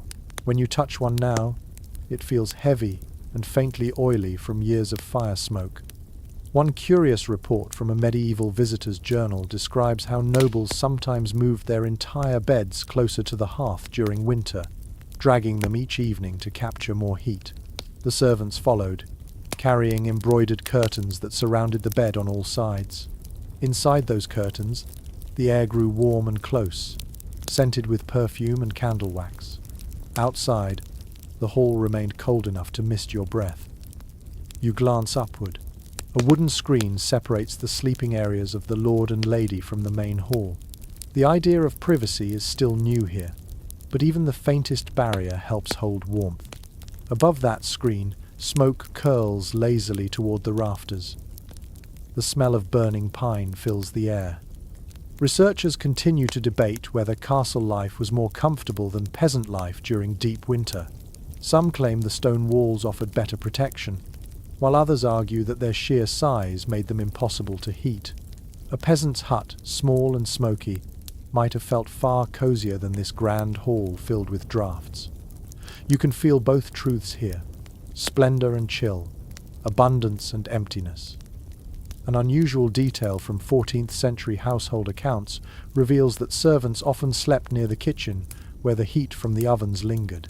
The stone corridors between sleeping chambers were so cold that even the dogs refused to walk them at night. A boy would rise before dawn to light rush torches, guiding the household through the gloom. The hiss of his footsteps echoed down the hall like a memory. The fire remains the center of life even in this place of wealth. People gather close to it just as villagers do, sharing warmth and gossip. The difference lies only in scale. Instead of one pot of stew, there are platters of roasted game. Instead of a wooden stool, there are carved chairs lined with fur. Yet the need is the same, the yearning identical, to feel heat on the skin, to hold a cup of something hot, to forget for a moment that outside lies frost and hunger. A delightful oddity found in courtly records tells of nobles burning aromatic herbs, amber, or even imported resin to scent their halls. The fragrance masked the smell of smoke and added a note of luxury. Some believed certain scents protected against sickness. Others burned them simply because they could. You imagine the air thick with the mingled smells of rosemary, pine, and wood ash, a perfume of privilege and cold. According to contemporary chroniclers, the walls of some castles contained built-in flues that carried heat from fires below into upper chambers. It was an early experiment in central heating, clever but inefficient. The stones warmed slightly, then cooled again by midnight. Still, the idea itself was remarkable, proof that even then, people dreamed of conquering winter more completely. You wander toward the great fireplace, drawn by its immense glow. The logs inside are the size of small trees. A servant uses an iron hook to shift them, sending up a burst of sparks that dance across the soot-darkened chimney. The heat reaches your face, and for a moment it feels alive, almost sentient. Some researchers believe that the layout of the medieval Great Hall shaped social order itself. The closer you sat to the fire, the higher your status. At the outer edges, servants shivered, while the lord's chair stood directly beside the hearth. Even warmth had hierarchy. You imagine the subtle shuffle of chairs as people edged closer whenever they could, pretending not to notice. You climb a narrow staircase that spirals upward to a small chamber above. The air grows colder with each step. At the top, you find a private room with a small fireplace, its embers faint. A narrow window lets in pale light. The bed is draped in thick hangings, embroidered with golden thread. When you touch the fabric, it feels heavy and smooth, still faintly warm from the body that slept within. Historians believe that such rooms were both refuge and trap. The thick curtains kept warmth in but also shut out sound and air. Many who lived in these upper chambers awoke with headaches from the smoke and lack of oxygen. Yet it was better than the icy stone corridors just beyond the door. Outside, snow begins to fall again, soft and persistent. The castle walls absorb the sound until all you hear is the faint sigh of wind through the arrow slits. Inside, servants hurry to close the shutters and pile more logs by the hearth. The hall glows brighter, and shadows retreat a little. You sit beside the fire, watching how the flames reflect on polished goblets and the silver edge of a knife. The warmth feels the same here as it did in the peasant cottage. The difference lies only in the stories told beside it. Power cannot change the nature of fire. It gives, it consumes, it comforts. And no matter how grand the room, the flicker of flame always calls people closer. The world outside lies frozen, but within the monastery walls, the rhythm of life continues in quiet certainty. You step through an arched doorway into the cloister, your footsteps echoing against stone worn smooth by centuries of sandals. The air smells of wax, damp stone, and faint incense. Snow dusts the open courtyard, yet the monks walk calmly, their brown robes brushing the ground as they move from chapel to refectory. Here, warmth is found not only in fire, but in order. According to surviving architectural plans, monasteries were among the most carefully designed complexes of the medieval world. Every corridor and cell had purpose. Builders aligned cloisters to catch sunlight at specific times of day, and thick walls absorbed what little warmth the sun offered. Windows were small and deep-set, filtering the light into soft gold. The silence itself felt like insulation. You cross the courtyard and enter a room known as the calefactory, the warming house. This was the only heated space apart from the kitchen, reserved for the elderly and for monks whose tasks required writing or study. The fire here burns low but steady, its glow reflected on parchment and faces bent in concentration. The air hums with quiet scratching as quills move across vellum. Archaeological evidence from monastic ruins shows that these fireplaces were built with remarkable skill. Flues carried warmth through adjoining rooms, and vents controlled the draft. Monks who spent long hours copying manuscripts worked beside such fires, their ink warmed to keep it from freezing. The smell of ink and smoke became the scent of scholarship itself. One interesting note from a 12th century chronicle describes how monks dried damp sandals and robes by hanging them on rods above the fire. The result, according to the writer, was a scent of holy smoke that clung to the cloth for days. It may have been more comforting than divine, but perhaps both. You watch as one monk carefully stirs the embers with an iron rod. His movements are measured, deliberate, almost meditative. Fire, to them, is not a luxury but a discipline. They tend it as they tend their prayers, with patience and restraint. The warmth in this room is gentle, not indulgent, a reminder of balance between body and soul. Some researchers suggest that monasteries were early centers of architectural innovation. Their builders experimented with heating flues, water channels, and even primitive double glazing in the scriptoriums. The desire to preserve manuscripts from moisture demanded constant attention to temperature. In a way, knowledge itself depended on fire. A curious fragment of correspondence between abbots mentions disputes over firewood allocations. Each abbey had to ration fuel carefully, balancing devotion with comfort. Some stricter orders forbade fires in personal cells altogether, teaching endurance as virtue. Others allowed small braziers filled with glowing charcoal. The faint orange light from those coals became a symbol of obedience and restraint. You walk into the refectory next. It is vast, echoing but warm from the kitchen beyond. The smell of bread and broth fills the air. Along one wall, a single narrow fireplace flickers. Its heat hardly reaches the far benches, but the monks do not seem to mind. They eat in silence, their breath visible, their hands moving steadily from bowl to mouth. In this place, warmth is shared through rhythm more than temperature. An unusual practice noted by a traveller describes monks warming their ink pots by placing them inside hollow loaves of bread. The bread absorbed the heat of the fire, and the ink stayed fluid through the long, cold hours. It is a strange but ingenious image, the Word of God kept alive by a loaf of bread. Scholars continue to explore how these architectural choices reflected theology. Some believe the contrast between cold cells and warm communal rooms symbolized humility before comfort. Others argue it was purely practical, a response to fuel scarcity. Whatever the reason, the result is unmistakable. The monastery feels like a world apart, a sanctuary of calm discipline amid winter's cruelty. The sound of chanting drifts softly from the chapel. You follow it, drawn by its rhythm. Inside, candles flicker along stone walls.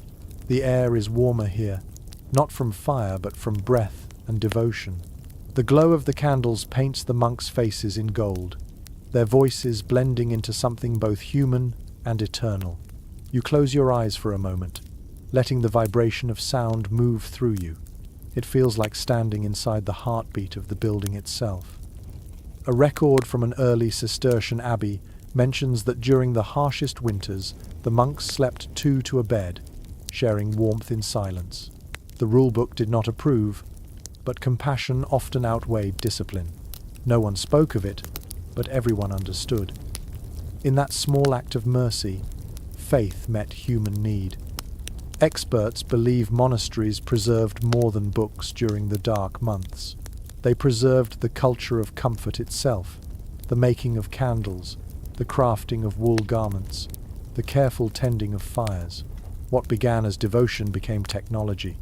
When you trace your hand along the smooth stone of the wall, you feel that legacy in its quiet endurance. Outside again, snow drifts through the cloister. The sky glows pale violet. A bell rings softly, its tone clear and pure. The sound seems to warm the air for a moment. Somewhere nearby, the Kayla factory fire continues its steady pulse, a small flame in a vast world of frost. You realize that the monastery's warmth is not measured in degrees. It is measured in patience, ritual, and the constancy of human hands that never let the flame die. In this place, fire is prayer, and every spark is a word of faith. By the time winter has wrapped itself around the land, the rhythm of survival becomes a shared song. You walk through the village once more, and the cold feels softer now, as if it has been tamed by laughter, by the smell of baking, by the murmur of human voices. This is the season when warmth becomes not only physical but communal. It is the warmth of festivals, of neighbors gathered around shared fires, of stories that stretch deep into the longest nights. According to parish records and early festival calendars, winter was filled with feast days that broke the monotony of hunger and cold. Christmas, Candlemas, and even local saints' days were excuses to open the doors, share ale, and forget hardship for a while. In some places, Villagers moved from house to house with songs and torches, their voices echoing through the frozen air.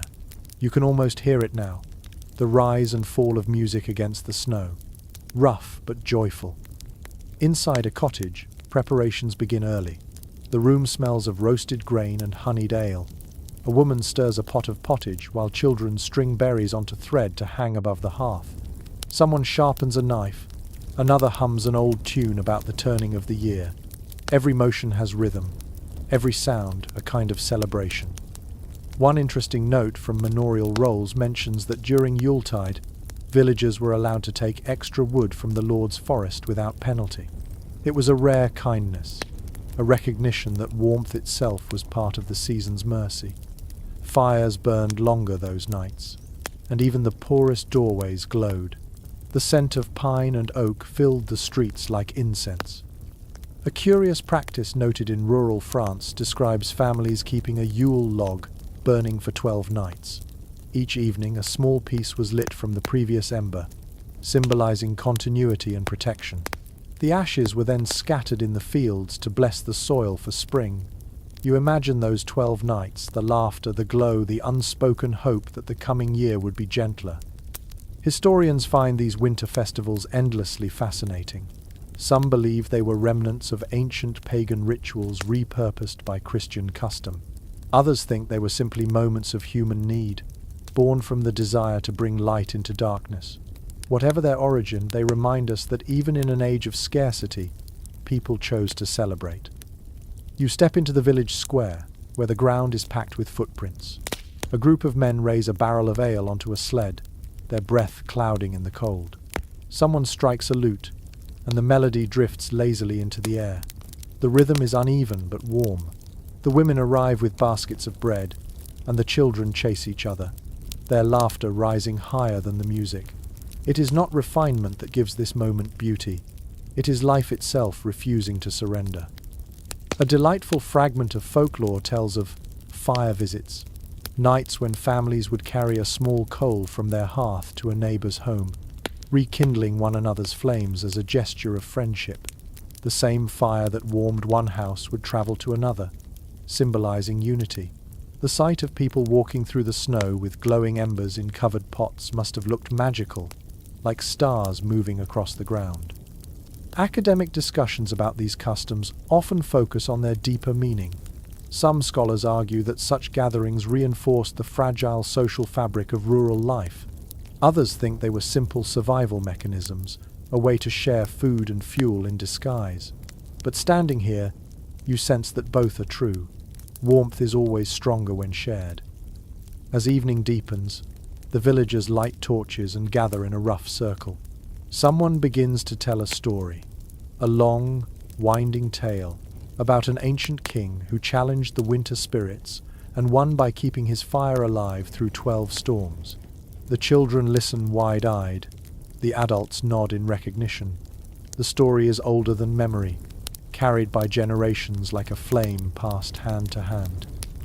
A small but charming detail from an old sermon warns villagers not to dance too close to the fire during such feasts, lest sparks mark their clothing.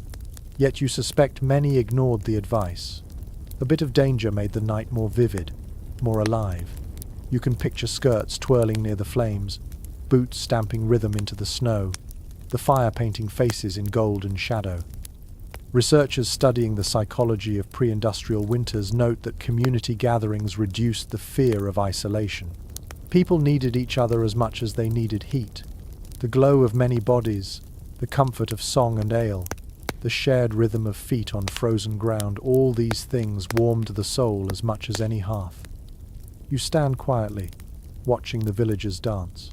The stars above seem close enough to touch, their light reflected in the snow.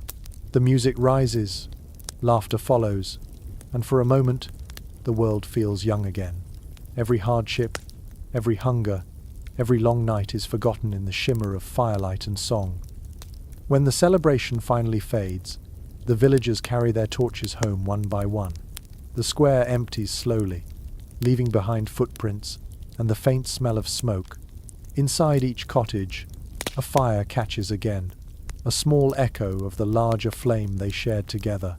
The night grows quiet, but the warmth remains. You walk past the houses, listening to the muffled sounds of voices, the clink of mugs, the sigh of closing doors. The air is cold, but your heart feels full. In the distance, the church bell tolls once, clear and steady. The sound rolls across the fields like a promise. Even in an age of hardship, the people of the Middle Ages found ways to fill winter with joy. They danced, they sang, they built warmth from one another. In that spirit, you can almost feel the timeless truth of human comfort. That fire burns brighter when seen through many eyes. That laughter echoes longest in the cold. By now you understand that warmth in the medieval world was not just built into walls or kindled in fires, it was also woven, stitched, and layered onto the body itself. As the first light of morning touches the horizon, you see figures stepping outside, their shapes bulky and bundled. Clothing is armor against the cold, and every thread tells a story of craft, necessity, and quiet ingenuity. According to surviving guild records, wool was the heart of winter life. Flocks of sheep were prized as much as land, for their fleece became the difference between comfort and misery.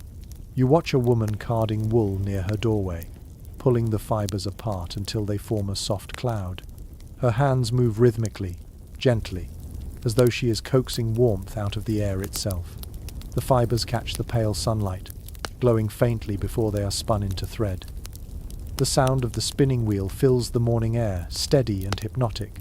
A strand of wool twists between her fingers, growing longer, stronger, ready to be woven. Archaeologists have uncovered countless spindle whorls across Europe, proof that spinning was as common as breathing. The hum of that work must once have filled every village, a background song of survival. In larger towns, weavers crafted cloth on heavy wooden looms. The process was slow and meticulous, each shuttle's knock marking another moment of life. Linen came from flax, tough and smooth. Wool was thick and soft. Fur was a luxury reserved for the fortunate. When the fabric was finally finished, it was soaked in warm water, pounded with soap, and sometimes brushed with teasels to raise a soft nap that trapped air. That texture was warmth made visible. A curious entry in a 14th century merchant ledger mentions the sale of night wool, a term used for thick, coarse fabric designed solely for sleeping garments and winter coverings.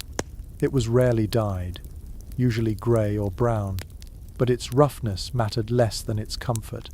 A heavy blanket of that cloth could turn a freezing night into something almost gentle. Scholars have often remarked that medieval fashion, especially in winter, was a careful dance between utility and modest display. Layers were everything. A linen shift against the skin, a wool tunic above it, then perhaps a cloak lined with fur or sheepskin. The wealthy favoured sable, mink or fox. The poor relied on lamb or rabbit. When snow fell thick and fast, even nobles looked like bundles of moving blankets, their breath clouding beneath velvet hoods. One amusing note from a Norse saga describes how men stuffed dried grass into their boots before long journeys to keep their feet warm. The grass absorbed moisture and could be replaced daily. It sounds crude, but experiments by modern reenactors show that it worked remarkably well. A foot wrapped in wool and hay was a foot that survived. In some regions, people sewed small pouches filled with herbs like thyme or lavender into their collars and sleeves. The scent disguised the smell of smoke and sweat that clung to every garment through long winters. When someone passed you on a cold morning, their warmth carried faint traces of earth and flowers, a reminder that spring would eventually return. Researchers continue to debate whether clothing colours reflected status or simply personal taste. Some claim the poor wore dull browns and greys because natural dyes were expensive. Others point to evidence of bright vegetable pigments, reds, yellows, greens found in peasant textiles. You can imagine how those splashes of colour must have brightened a grey village, like petals surviving through frost. A curious record from an English abbey mentions that monks were allowed an extra woolen robe during harsh winters. The rulebook stated that it was not for luxury, but for the preservation of life. Even in the strictest orders, warmth was recognized as divine necessity. The simple act of layering became a prayer in fabric. You watch as villagers gather for morning chores. Their cloaks flap lightly in the wind, edges rimmed with frost. Some tie scarves over their mouths to warm their breath. Children wear hoods so large that only their eyes peek out. Everyone moves carefully, conserving heat with each step. The cold is a presence, a silent guest that everyone acknowledges without fear. An endearing detail from a merchant's diary tells of travelling peddlers who sold warming stones wrapped in cloth. People would place them inside pockets or under cloaks during journeys. They stayed hot for hours when heated in ashes. Holding one now, you can feel the echo of those small, ingenious comforts that bridged the gap between hardship and hope. Archaeological discoveries of fur-lined gloves and woolen caps show that the concept of layering extended even to extremities. Hands were precious tools, and frostbite could mean ruin. A farmer's mittens, crudely stitched from sheepskin, and a noble's embroidered gloves both served the same sacred function: to preserve touch, to keep the ability to work, to feel. It is widely accepted that winter fashion defined social boundaries while also uniting people in shared necessity. The poor could envy the silk-lined cloaks of their lords, yet all of them felt the same cold biting at their fingers. Warmth was the one universal language, spoken through cloth, fur, and wool. As afternoon fades, you watch villagers return indoors. Cloaks hang beside hearths, steaming gently. The air fills with the rich smell of wet wool drying. It is not unpleasant. It is the scent of endurance, the smell of human presence pushing back against the chill. A final curious note found in household accounts describes how some families passed garments from generation to generation, repairing them endlessly. A child's winter cloak might once have belonged to a grandparent. Each patch carried memory, each stitch a story. You can picture hands mending by firelight, the soft murmur of thread pulled through fabric, the warmth of shared history sewn into every seam. As night returns, you wrap an imaginary cloak tighter around yourself. You can feel the layers, the weight of the fabric, the faint prick of wool against your neck. Outside, the snow falls silently, and inside, the fire hums. Wrapped in warmth both real and remembered, you understand why people treasured these garments. They were not fashion, they were love made visible. Evening descends again, and the air inside the cottage grows thick with the mingled sense of life. You stand near the door and breathe it in. It is not a perfume of comfort by modern standards, yet it holds a strange appeal. Smoke from the hearth mixes with the musk of wool and tallow, the tang of cooked vegetables, and the faint sweetness of herbs drying from the rafters. This is the smell of survival, of people and fire living side by side through the endless winter nights. According to surviving inventories from manor kitchens and townhouses, smell was something every medieval home learned to manage rather than erase. Fresh air was precious in a world of smoke and livestock. So instead of fighting the scent of daily life, people layered it with other aromas. Herbs, resins, and even animal fats became part of an unintentional alchemy of comfort.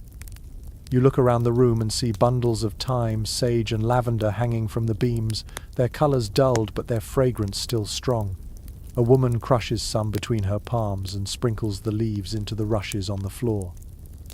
When she walks, the scent rises faintly with each step, soft and green.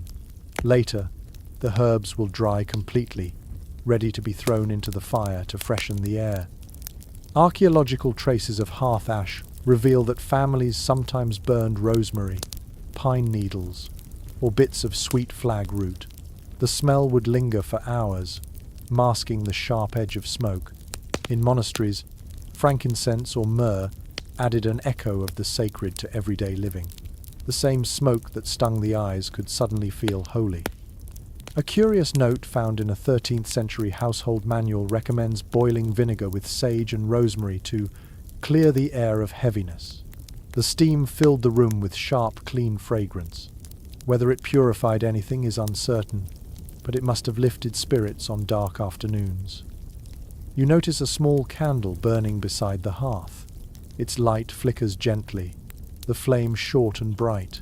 The candle is made of tallow, animal fat poured into a clay mold around a linen wick. The smell is unmistakable, earthy and greasy, but familiar. In wealthier homes, beeswax candles burned cleaner and sweeter, their honeyed scent prized almost as much as their light. The air inside such rooms would shimmer with a golden glow, soft and fragrant. Some researchers suggest that medieval people experienced scent more vividly than we do today. With few competing odors from soap or perfume, each smell carried meaning. Smoke meant safety, meat meant celebration, beeswax meant prayer. The mind learned to read the air like a map of human life. One rather charming anecdote from a merchant's letter mentions that travelers returning from fairs brought home scented pomanders, small balls of wax or resin studded with herbs. They were hung near windows or tucked into clothing. A peasant might have one filled with cloves if fortune allowed, a rare spice said to ward off illness. To hold such an object was to hold warmth made tangible. The kitchen itself becomes its own world of smells. You can almost taste the smoke that has seeped into every utensil. A pot of broth simmers over the coals, the scent thick with onions and salted pork. Steam gathers near the ceiling, carrying with it traces of earth, iron, and life. In the corner, a man sharpens his knife, and the sound mingles with the soft hiss of the pot. The smell of metal and fat fills the space between them. An unusual superstition recorded in rural England describes people tossing bits of bread crust into the fire while cooking, believing that the rising smoke carried away sickness. It is easy to imagine someone repeating that gesture night after night, not entirely trusting it, yet unwilling to stop. Scholars have long argued whether these aromas, smoke, herbs, wax and food were oppressive or comforting. Some think the air inside such homes was unbearable, while others insist it became the scent of belonging, a fragrance learned from childhood that meant safety and home. Standing here, surrounded by that invisible tapestry of smells, you understand how both could be true. A delightful piece of trivia tells that taverns near monasteries often scented their ale with heated pine resin during the coldest months. The sticky sweetness flavored the drink and filled the air with a sharp, clean scent. Patrons would leave reeking of both smoke and resin, proof they had been warmed twice over. You glance toward the bed in the corner. The straw mattress smells faintly of hay and sweat, but above it hangs a sachet of dried lavender and mint. Someone stitched it from scraps of cloth, a small gesture of comfort in a smoky world. When the breeze from the window stirs it, the fragrance drifts through the air, soft and soothing. Modern experiments in reconstructed medieval homes reveal that even with all the smoke, the air was rarely stagnant. The constant movement of fire, the cracks in the walls, the open roofs, all these created a slow circulation. The smoke clung to hair and fabric, but it also dried meat, cured hides, and discouraged insects. What we might call stench, they likely called safety. You close your eyes and breathe deeply again. The scent is thick, layered, alive. Each note tells a story. Pine for the woods where the firewood came from. Thyme for the fields harvested months ago. Tallow for the animals that gave their strength to the household. Every breath is a reminder that nothing here goes to waste, that even the air holds memory. The fire pops softly, releasing another puff of sweet smoke. The candle wavers, its wick almost spent. The room glows with a faint haze that blurs every outline into gold and grey. You realize that this, more than anything, is the feeling of medieval coziness, not clean, not sterile, but alive with the scent of everything that sustains it. When you step outside, the night air cuts sharp against your face. You can still smell the hearth on your clothes, the smoke clinging like a second skin. Behind you, the house exhales another curl of grey into the sky. It is not unpleasant. It is home breathing. It is deep night again, the kind where the stars look frozen in place. You sit quietly by the fire, and your ears begin to notice what your eyes cannot see. Sound, here, is not a distraction but a kind of companionship. In the medieval winter, the silence of the world was vast, and so every creak, every crackle, every sigh of wind carried meaning. The house itself spoke in whispers, and those whispers could be comforting or strange. According to diaries and rural accounts, villagers often judged the weather by the sounds their homes made. If the roof timbers moaned and popped, frost was tightening its grip. If the thatch rustled, a storm might be coming. The cold made everything musical. Even the snow outside had a voice, a faint crunch underfoot, or a distant groan as it shifted on the roof. You close your eyes and listen. The first sound is the hearth, steady and alive. Wood hisses as moisture escapes, a rhythm like distant breathing. Now and then, a log splits with a muffled crack, and embers tumble softly to the stones. The fire becomes its own language, the nightly conversation between flame and fuel. It tells you when to feed it, when to rest. Above you, the roof murmurs as the wind curls around it. The sound is low, like someone sighing through their teeth. It mixes with the faint flutter of thatch, the rustle of straw shifting in the rafters. The beams creak slowly, stretching like tired limbs. You imagine each sound as part of a symphony of survival. This is the voice of a living structure, breathing and settling against the weight of winter. Archaeologists studying preserved timbers from medieval houses discovered that some beams carry tiny burn marks along their edges. They call them ritual protection marks. People believed that the sound of wood cracking could be caused by mischievous spirits, and so they scorched patterns into the beams to keep the house quiet. Perhaps it was superstition, or perhaps it was comfort, an attempt to make the building a little less mysterious. A delightful detail from a Welsh folk tale tells of families who thanked their houses out loud at night. "Sleep well, old bones," they would say to the beams before going to bed. In their minds, a home was not an object but a companion, one that needed kind words to stay strong. You try it yourself in a whisper, and the creaking above seems to pause for a heartbeat as if listening. Outside, the wind changes direction. Through the walls you hear it sliding along the frozen ground, scraping over drifts of snow. The faint sound of distant animals drifts in the bark of a dog, the call of an owl, the lowing of cattle in a nearby byre. Every sound outside has weight in this quiet world. It tells you that life still moves beyond the walls, that even in the cold, the earth is never completely still. Scholars who reconstructed medieval houses once wrote that the sound of insulation itself played a role in comfort. Moss between timbers, rushes on the floor, and thick curtains muffled echoes, creating a soundscape that modern visitors described as velvet silence. Imagine that, a quiet, so complete it feels like a blanket. You could hear a pin drop, a whisper, even the slow settling of ashes in the hearth. You sit back and listen again. Someone in another corner of the house coughs softly, and the sound folds neatly into the rhythm of the night. The dog sighs in his sleep, claws scratching once against the floor. In the distance, water drips from the roof where the snow has begun to thaw just enough to run in slow drops. It hits a wooden bucket outside, pinging gently, each note perfectly spaced. The entire house seems to breathe in time with these small noises.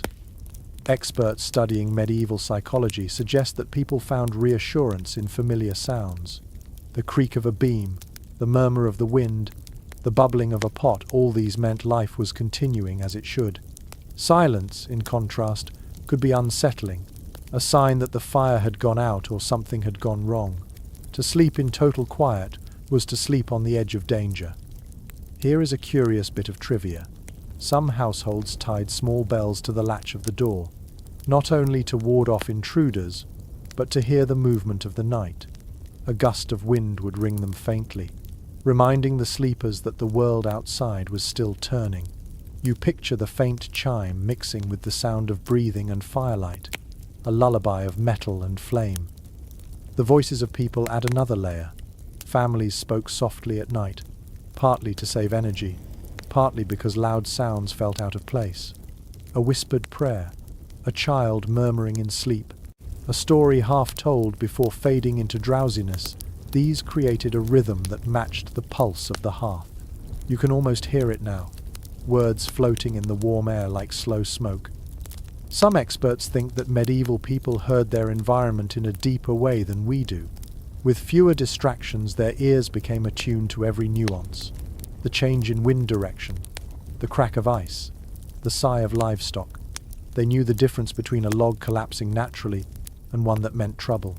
Sound was their clock, their weather vane, their reassurance that they were still alive. You shift closer to the fire, feeling the floor's soft give beneath your feet. The rushes rustle slightly as you move. Somewhere in the thatch, a mouse scurries. You hear it nibbling, quick and secretive. Instead of annoyance, you feel only familiarity. The mouse is part of the night's orchestra too, another small life sharing the warmth. The air vibrates faintly as the wind rises again, brushing past the chimney. The flames respond with a low roar, brightening for a moment before settling back to their gentle hiss. The light flickers across the walls, making the shadows sway in rhythm. Every sound becomes a story, every creak, a memory of the day's labor frozen in wood and stone. You lean your head back and close your eyes. The sounds blend together until they become one vast, living hum. It is as though the house itself is singing softly to you, a lullaby made of smoke, wind, and time. In this song, there is no fear, only the calm of things enduring exactly as they should. Outside, the snow falls again, muffling the world into peace. Inside, the fire crackles one last time, steady and sure. You breathe deeply, surrounded by sound that feels like touch. The medieval night, far from silent, hums with warmth. The cold deepens until it feels as though even the stars might crack. You sit closer to the fire now, watching the shadows shift on the walls, and you notice something else moving quietly through the night: belief. In the medieval world, warmth and protection were never trusted to wood and fire alone. People filled the dark with charms, prayers, and peculiar remedies to keep frost and sickness at bay. The mind, after all, was another kind of hearth.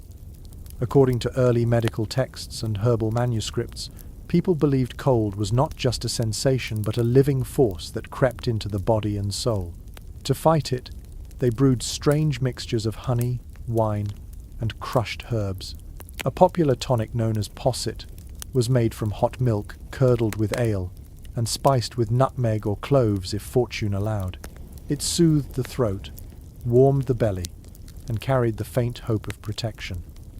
You can almost taste its heavy sweetness, thick as comfort itself. One old manuscript preserved in a monastery describes how villagers rubbed goose fat into their chests to keep out the chill. The belief was that warmth entered the body through the skin. Children glistened with it during winter, slippery as otters but safe from the frost.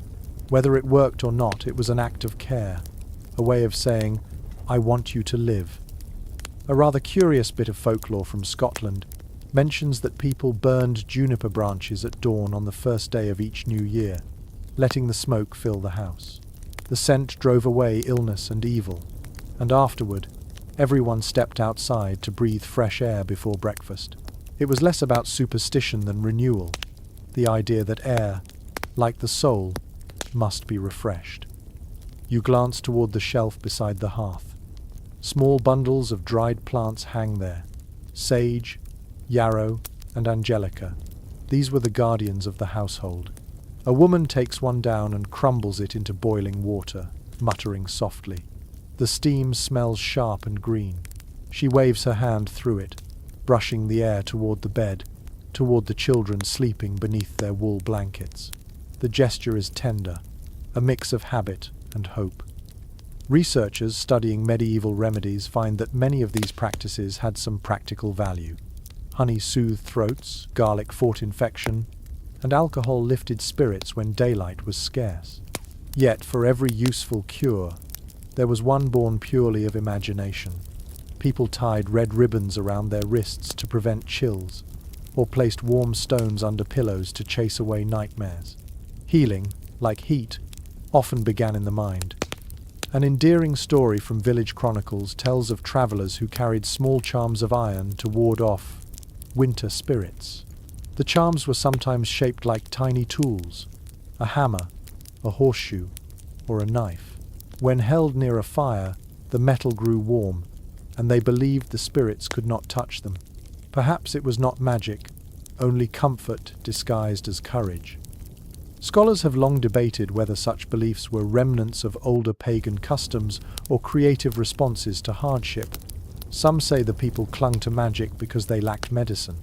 Others argue that faith, superstition, and experience blended naturally in a world where danger was constant.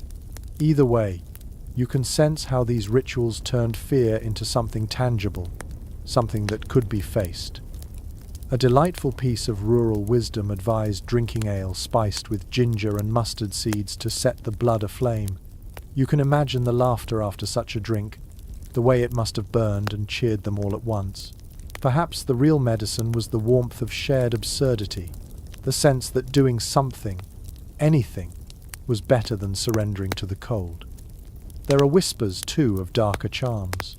In certain regions, people buried a small loaf of bread under the threshold before winter began, offering it to spirits of the ground in exchange for mild weather. Others sprinkled salt into the corners of rooms to keep frost from crossing the threshold. It sounds fanciful now, yet even today, people hang talismans, light candles, whisper to luck. The impulse to protect remains the same. One scholar who studied medieval domestic rituals wrote that these acts created psychological insulation. Belief itself was a wall. When storms raged outside, people gathered near their hearths, clutching amulets, murmuring prayers, or simply holding one another's hands. The cold might break doors, but it could not easily break faith. You watch the family around you now. The father sips something steaming from a wooden cup, the smell of ale and honey filling the room. The mother rubs oil into her hands, whispering a verse from memory. The children sleep soundly, their cheeks flushed pink with heat and trust. Above them, sprigs of evergreen hang from the rafters, a promise of spring. The fire crackles, reflecting in their faces like small suns. Outside, the wind howls briefly, rattling the shutters, but the sound passes. Inside, the flame stands firm, steady as a heartbeat. Every superstition, every charm, every whispered spell feels like a layer between them and the dark. Researchers studying the anthropology of cold climates suggest that rituals of warmth were as vital as physical fire. They gave people rhythm, comfort, and meaning. The act of brewing a tonic, lighting a candle, or muttering a blessing turned chaos into routine, and routine was survival. The air smells faintly of juniper smoke and beer. You close your eyes and feel the warmth soaking into your skin. Whether it comes from belief, fire, or both, no longer matters. What matters is that you feel it. The world outside may freeze solid, but inside this small room, warmth glows in every gesture, every story, every breath. As you drift closer to sleep, you hear one last soft sound. The woman's voice, low and gentle, whispering something like a lullaby. Perhaps it is a prayer, or perhaps it is simply gratitude for another night survived. Either way, it settles over you like a blanket, and you let it. The cold does not belong to one country alone. As you travel further in your imagination, the map of medieval winter widens. You see snow-blind landscapes of the far north, fog-heavy valleys of the Alps, and frozen plains where wooden houses gleam with frost. Each culture faced the same enemy and answered it with its own kind of genius. You feel the unity of need beneath the differences of language and land. According to the writings of early travelers and merchants, Scandinavia was a lesson in endurance. There, winters swallowed the sun for months at a time. The people of Norway and Iceland built longhouses that seemed half buried in the earth, their thick turf roofs blending into the hills. Inside, the air was dark but warm, filled with the smell of smoke and wool. Families, livestock and tools shared the same space.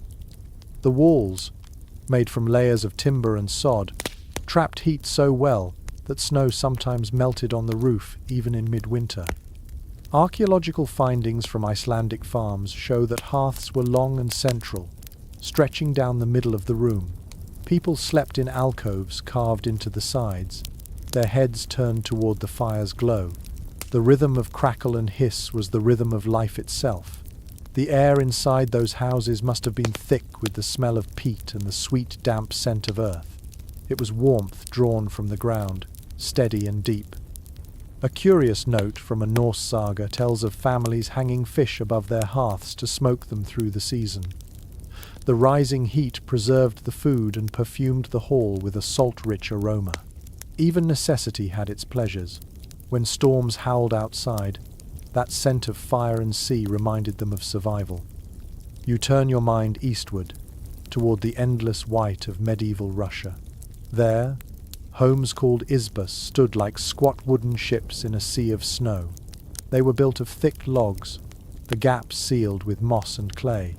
Inside, the great oven ruled the room. It was not only for cooking, but for sleeping, sitting, even healing. People climbed onto the wide top of the oven to rest, soaking up the stored heat of the day's fire. The warmth seeped into their bones, slow and comforting. Some researchers describe the Russian stove as one of history's most efficient heaters. It burned little wood, but radiated for hours. Children and elders often slept directly above it, while cats curled in the corners, purring like small engines. The air smelled of bread and pine resin, thick and familiar. Even the poorest could feel rich in that glow. In the mountainous heart of Europe, the alpine villages had their own wisdom. Houses were built of heavy stone on the ground floor and timber above, combining strength with insulation. Animals were kept below, their body heat rising through the floorboards. Above them, families slept snugly under wool and fur, warmed by the life beneath their feet. The night carried the low music of cows shifting in their stalls and bells clinking softly. One delightful detail from Swiss folklore describes families storing apples and herbs in the rafters through winter. The scent drifted down as the fire warmed the air, filling the house with sweetness. They called it the smell of tomorrow, a small reminder that spring would come again. Historians who study architecture across these regions often speak of adaptation as art. Every climate, every terrain produced its own rhythm of warmth. The same principles repeated: low ceilings, shared spaces, thick walls, and the magic of fire. Yet the materials changed with the land turf in the north, logs in the east, stone in the mountains. In every case, people built homes that mirrored their landscapes, turning the cold itself into part of their design. In northern France and England, homes grew taller over time, chimneys rising like proud towers. In Italy, where frost visited only rarely, people built wide hearths for cooking but left the windows open to light. In the farthest reaches of Scandinavia, snow buried the world to the eaves, and warmth came from shared breath more than brick or wood. The details differed, but the spirit was the same: make do, hold fast, and keep the flame alive. A lovely and little-known fact from the Finnish countryside tells of families storing glowing coals inside hollow logs when they travelled between villages. The coals could smoulder for hours, ready to rekindle a fire at journey's end. They carried warmth with them like a talisman, proof that home could be remade wherever the spark survived. Experts often note how architecture followed belief. In Russia, warmth was sacred, and the oven became almost an altar. In Scandinavia, the hearth was the seat of ancestors, the centre of household luck. In Central Europe, a fire burning through Christmas night was thought to keep the devil himself at bay. To tend a flame was to protect one's soul as much as one's body. You picture these distant homes now, each one glowing against the endless dark. A Norse hall humming with voices, a Russian izba filled with quiet laughter, an alpine farmhouse wrapped in snow. Their smoke rises into the same sky, curling upward like prayers from different tongues joining in one silent chorus. Scholars often remark that winter shaped community as much as geography did. Where the cold was fiercest, cooperation was strongest. In northern villages, neighbors shared wood and labor. In mountain towns, people built barns and roofs together before the first snow. A single warm fire was often the work of many hands. As the night deepens, you feel the threads connecting these distant worlds. The same instincts, the same gestures, stacking logs, tucking furs, lighting lamps, whispering goodnight to the fire. Across mountains and seas, the rhythm of human warmth beats steadily. Outside, the wind carries a scent of resin and salt, peat and smoke, as if all those ancient homes breathe together. You close your eyes and let their stories blend into one another. It no longer matters whether you stand in a turf hall, a log cabin, or a stone chalet. Everywhere the message is the same. To live is to warm, to gather, to endure. The snow drifts quietly against unseen doors, and far away, another fire flickers. The world sleeps beneath a vast blanket of white, and beneath it, 1,000 hearts keep burning. The first thaw begins almost invisibly. You wake one morning and the air smells different, as though someone has opened a hidden door beneath the snow. The wind still carries a chill, but it no longer bites. Instead, it sighs. Water begins to speak again, dripping softly from the eaves, winding down the muddy paths like new veins through sleeping earth. After months of silence, sound and scent return to the world. According to chronicles kept by monastic gardeners, the earliest sign of spring was the shift in the air around the hearth. Smoke that once lingered heavy inside now rises cleanly. The ashes feel dry, not damp, when stirred. These small things told them that the deep freeze was loosening its grip. The villagers noticed too. They opened doors for longer, lifted shutters to the light, and felt warmth on their faces that did not come from flame. You step outside and see the snow softening in patches, revealing the brown earth beneath. The roofs drip constantly, each drop falling with the gentle rhythm of a heartbeat. The village looks tired, yet peaceful. Every surface glistens with melting frost, and the sound of water fills the air like music. A curious note from a 14th century traveller describes the joy of washing clothes for the first time after winter. People carried buckets of meltwater to the stream and scrubbed furiously, laughing as if freed from chains. The water was icy, but it meant change, and that was warmth enough. Even the smell of wet linen drying in the weak sun felt miraculous. Inside the homes, fires burn lower now. The smoke thins to a light grey ribbon that curls upward lazily. Wood is rationed carefully. Spring demands patience. The villagers know that too much confidence can summon frost again, so they move slowly, keeping one foot in winter, one in the promise of renewal. Researchers who studied medieval agricultural cycles note that this time between frost and planting was one of relief mixed with hunger. Food stores were nearly gone, fuel nearly spent, yet the sight of thawed ground brought hope that outweighed all worry. You can almost feel that fragile optimism as you watch the villagers clearing paths, laughing at puddles, and squinting toward the Sunday. One charming custom recorded in rural England tells of families collecting the first drops of water from their roofs and sprinkling it across their thresholds for luck. They called it the blessing of the thaw. Children ran about trying to catch drips on their tongues, tasting the sky's return. The cold was no longer the enemy. It had softened into something kind. You walk toward the edge of the village where the fields stretch wide and uneven. The snow there is thinner, dotted with green shoots daring to emerge. Farmers stand quietly, leaning on spades, testing the ground with their boots. The soil is dark and smells of life. After months of white silence, that smell alone feels like music. Archaeological evidence from medieval farmsteads shows that people often repaired their homes as soon as the frost lifted. The thaw revealed cracks, loose stones, and sagging thatch. Men climbed ladders to patch roofs, while women daubed walls with fresh mud. The sound of hammers and laughter replaced the winter creak of settling timbers. Rebuilding was not drudgery, it was celebration. A small but telling entry in a village ledger records the distribution of leftover ash from the hearths. It was scattered on frozen paths to melt ice, or sprinkled on fields as fertilizer. Even the remnants of warmth were useful. The cycle of life folded neatly upon itself. Ash becoming soil, soil feeding firewood, fire returning to ash. Some scholars see this season as the true heartbeat of the medieval year. Winter tested endurance, but spring restored faith. The people did not speak of conquering the cold, only of surviving it well enough to greet the next Sunday. There was humility in that rhythm, a kind of wisdom we rarely practice now. You pause by a cottage and see a woman hanging rushes outside to dry. The fresh bundles will soon replace the old ones on her floor. The air smells of damp straw and thawing mud. She smiles when she notices you watching and says something about the year turning again. Her voice sounds soft, almost reverent.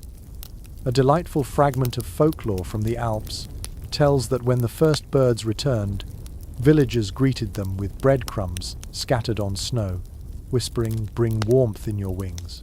Whether anyone believed it literally did not matter. The gesture was an offering to hope itself. Inside the homes, life begins to rearrange. Heavy furs are folded away, windows opened for longer hours, and herbs once hoarded for medicine are used freely again. The smoke that once clung to everything fades, replaced by the smell of damp air and soil. You can almost feel the relief in every breath. Historians note that this season also carried a hint of melancholy. After months of closeness, families who had shared one room began to drift back to their tasks outdoors. The long nights of shared warmth gave way to labor, noise, and distance. Yet even that separation was part of the cycle. Intimacy belonged to winter, renewal belonged to spring. The sound of dripping water grows louder as the afternoon warms. Each drop catches a bit of sunlight and falls like a silver thread. A rooster crows somewhere in the distance, its call sharp and bright. You listen, smiling. The earth, silent for so long, is finding its voice again. A chronicler once wrote that spring did not arrive in a single day, but rather in sighs and murmurs. You understand now what he meant. The thaw is not sudden. It is a slow unwrapping, a gentle release. The fire still burns, but its glow no longer feels like defiance. It feels like gratitude. As night approaches, the air grows colder again, but the fear is gone. The fire burns small and steady. The shutters open to the soft sounds of melting snow. You sit quietly, watching a single star appear above the horizon. The world feels lighter, as though it has been forgiven. The long winter is ending, and the people who endured it are stronger for it. The days grow longer, the snow becomes a memory, and the fires that once roared in every hearth now rest as gentle embers. You walk through the village one last time, the ground soft beneath your boots. The air smells of wet wood, young grass, and smoke fading into the distance. The cold has finally retreated, yet its lessons linger like warmth, still radiating from a stone long after the sun has set. According to letters from medieval households, this was the season of quiet repair.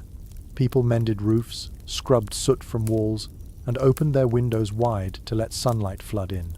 The smoke stains on beams and rafters became familiar friends, reminders of nights survived. No one complained of the lingering smell of fire. It was proof of victory. You pause by a cottage and see a man stacking wood with care for the next winter. The sound of the logs hitting each other is steady and reassuring. He is already thinking ahead, because in this world, warmth is never assumed. It is earned anew each year. His movements are calm, unhurried, a rhythm that feels eternal. A chronicler from the 15th century once wrote that fire was the oldest friend of man, and the last he should forget. That truth lives in every blackened hearth, and every pile of ash spread on the garden soil. The fire that began as defense became memory, and memory became tradition. Each home carried a story of its own endurance. You step inside one last cottage. The rushes have been replaced, the windows propped open to sunlight. The air is clean now, touched by the scent of wildflowers drifting from outside. A woman hums while brushing soot from the wall. Her voice is calm, and the sound echoes softly in the quiet room. On the table lies a candle made of beeswax, its scent of honey faint but distinct. The flicker of its flame feels almost shy after so many fierce months of burning. Researchers today often note how the medieval struggle for warmth shaped the way we think about comfort. The word cozy, they say, carries echoes of those long winters. The closeness of bodies, the smell of wool and smoke, the flicker of fire on rough walls. Every modern hearth, every glowing lamp, every cup of tea owes something to those ancient fires that refused to die.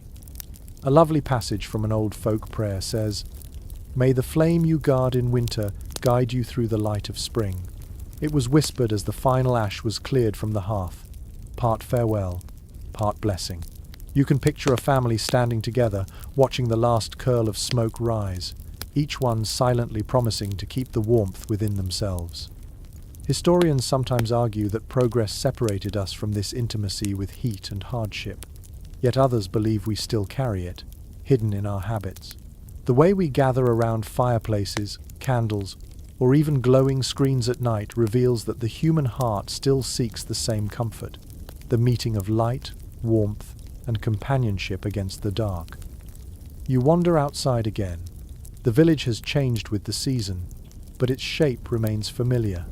The same roofs that once glistened with frost now shine with sunlight. The same chimneys that coughed out thick smoke now send only wisps into the bright air. Children run across puddles where snow once lay, and dogs bark with the joy of open ground. A curious reflection by a medieval poet likened spring to the hearth of heaven rekindled. You smile at the thought. The sky does feel warmer, as if the world itself were drawing closer to the sun's fire after a long sleep. The ice of the river cracks, and the water flows clear and bright, carrying away the last traces of winter's shadow. Inside the homes, the hearths rest for now, but the ashes are not forgotten. People still touch the stones with fondness, still speak of how the fire burned brightest during the worst nights. Warmth, to them, was not just temperature. It was memory, skill, love, and faith combined into something almost sacred. As you walk past the last house, a faint breeze carries the smell of distant wood smoke from another valley. You realize that somewhere, someone else is lighting a fire, tending it carefully, watching it glow as their ancestors did. The thread of warmth runs unbroken through centuries. You stop at the edge of the fields and look back. The village glows in the afternoon light, its cottages small and strong. It is easy to forget how fragile each one once seemed under the weight of snow. Yet the proof of endurance stands right there in their sturdy walls and smoke-darkened beams. The people have survived, and in their survival, they have left behind a legacy far greater than stone or timber. They taught the world how to make warmth out of whatever it could find. You stand still for a moment longer, listening. There is no wind, no crackle of fire, only the faint hum of life returning. The season of ice has passed, but the feeling of the hearth remains, glowing softly somewhere deep within you. And as the light fades, you understand what the medieval winter was always teaching, that warmth is not only built, but shared, not only kept, but remembered. The story quiets now, as all nights eventually do. You can still feel a trace of the fire's heat on your skin, though the flames are gone. Outside your window, imagine snow melting into dark soil, the last breath of winter sliding gently away. The air smells clean again, soft with promise. Let your thoughts drift back through the journey you have taken. You have walked through smoke-filled cottages and stone halls, through monasteries humming with quiet prayer, and villages glowing with laughter. You have heard the creak of beams, the sigh of wind, the slow heartbeats of fires that kept whole families alive. Every ember you saw was a thread connecting you to those who came before, to hands that built warmth from soil, wood, and will. The world has changed beyond measure, yet the need to gather close, to feel safe beside light, has not. Even now, the glow of a lamp or the soft hum of a heater carries the same comfort. Somewhere inside each of us, a small medieval hearth still burns, whispering that the cold can be endured, that light is worth tending, So breathe slowly. Feel the calm settle around you like wool. Picture the old villages fading into twilight, their fires burning down to ash while stars appear overhead. The people sleep, the fields rest, and the night itself exhales in peace. You have reached the quiet part of history, where warmth is no longer a struggle but a memory. Keep it with you as you drift towards sleep, the sound of crackling wood echoing faintly in your mind. Good night, traveller of time. The fire is waiting, always.